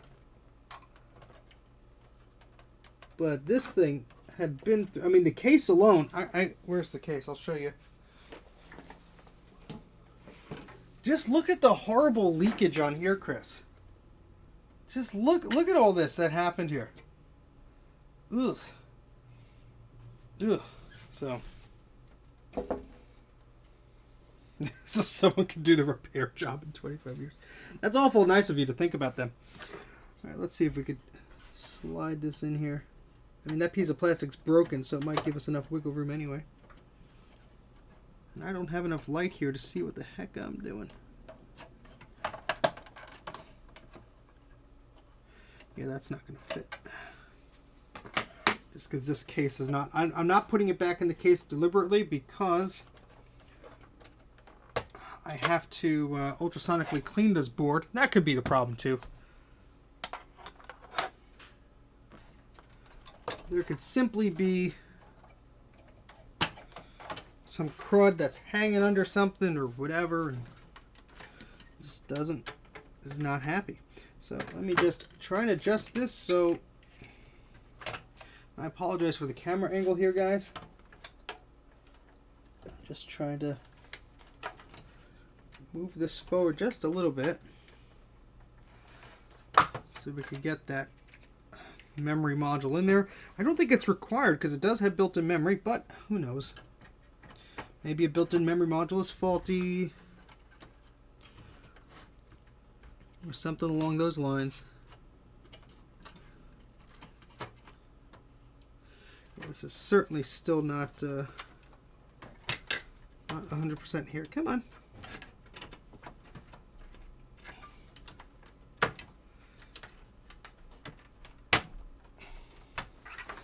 Yeah. Let me just pull that out of thin air, Adam.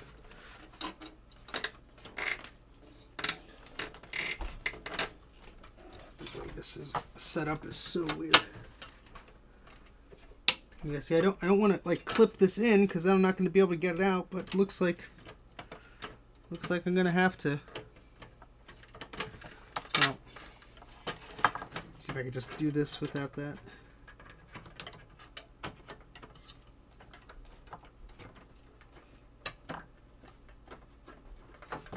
Kinda. Hold on.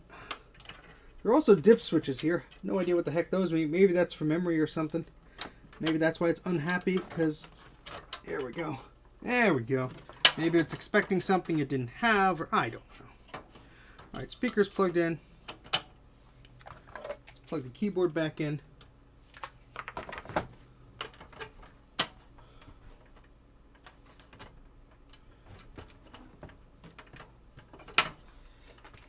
Oh, this thing is definitely cursed. The amount of smells that the capacitors were giving me, this thing is certainly cursed.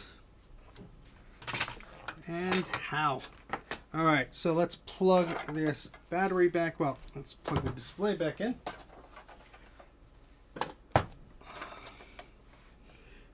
And if we can't get this working, I'll have to put it through an ultrasonic clean, because how dirty this thing was, it would not surprise me at all if that is causing this thing some trouble. Let's put that in there. Plug this back in.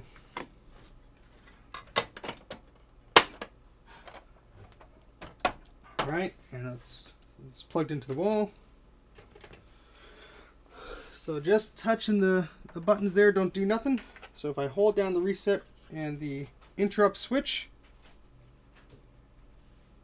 and then let go, and push a button, you get lines for half a second. That was even shorter with the memory module in there.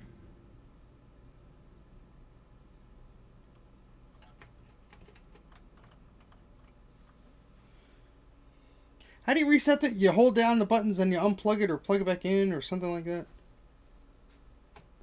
I really don't know anything about these machines.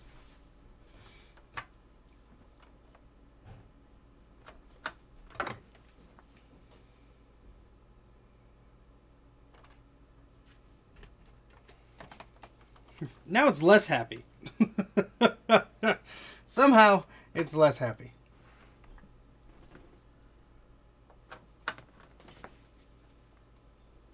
The AC adapter does work. I've used it in my other portable.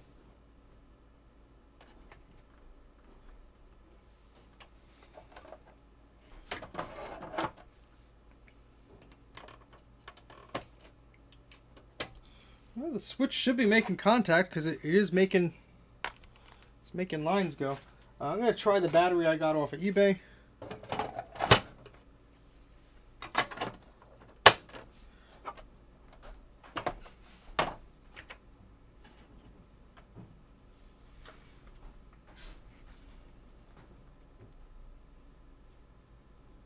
I do not have a sound chip to swap.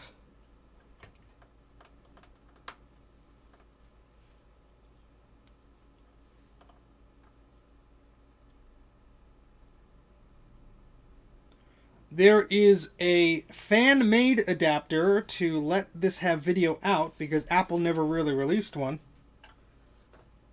They released a data sheet on it, but to my knowledge, it never came out.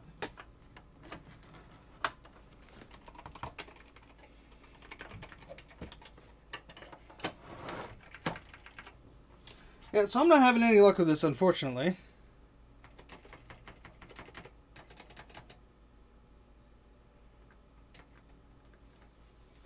That is unfortunate.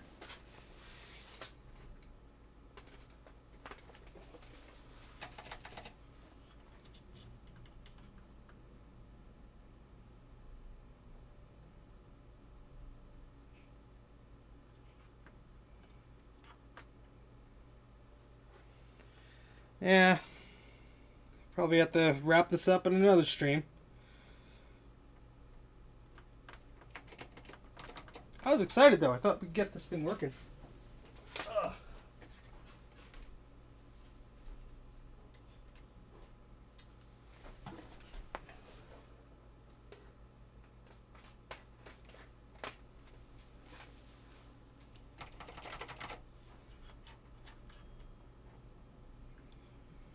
Yeah, I just don't want to like leave it sitting here or anything like that.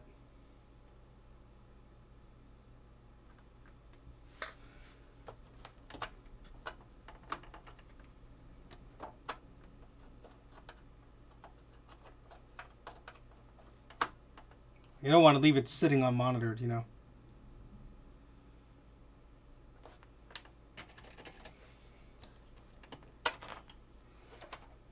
Just try swapping out the battery one more time.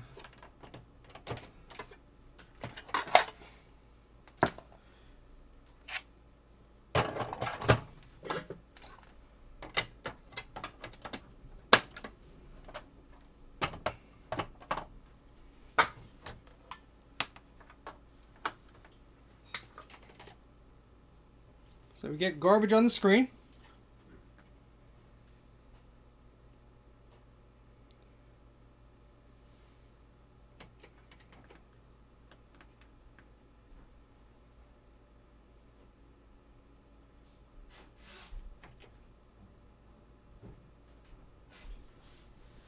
Well, it's certainly trying. So what I think I'm going to have to do here is follow up at another time. But at least it looks like there's some signs of life out of this thing. So we're going to put this in the ultrasonic cleaner. Then we'll plug everything back in. But there is some want of this. But you know, after seeing some of the disgusting things on this board, who knows? There might just be something that it doesn't want to do. So yeah, I think that's gonna call it here. Thank you everybody for stopping by. I'm very eager to get this thing to work, so fingers crossed. It showed no signs of life at all before, so this is at least promising. There is some signs of life on it. I don't know if it's a bad chip or something like that. There was a lot of green gunk around some of these chips. Something could still be shorting out. Could be bad memory or something like that. So yeah, that's about it. I'm not Mike, I'm Steve, but good guess. Hopefully the ultrasonic clean will do the trick, and maybe we'll it wants to do something. Maybe we'll get some luck out of that. But for now, wait, is there contrast sliders? Wait a second, hold on. I'm just thinking. To control the display, is that electronic? Or is there like a contrast slider on here? I mean, we're getting an image. Yes, I don't think it would be that. I don't know. I'm just pulling that straws thing. Pulling at straws here just to try and think of anything. Yeah, I don't know. Do not know. Do not know. But it's doing stuff. It's trying. It's trying. Because when you press a key, the screen flashes. But yep, this will have to be a part 3. But thank you guys so much for watching. Thank you for all the likes, the subscribes, the super chats, the support, all that fun stuff. Let me just the camera there. Thank you for sticking around with me, because I don't know where this was gonna go, and we still have some repair to do. But thank you very much for stopping by. If I somehow get this to work, I'll let you know on my Twitter. That's Mac84 TV. But that's about it. Thanks guys for watching, and see you later.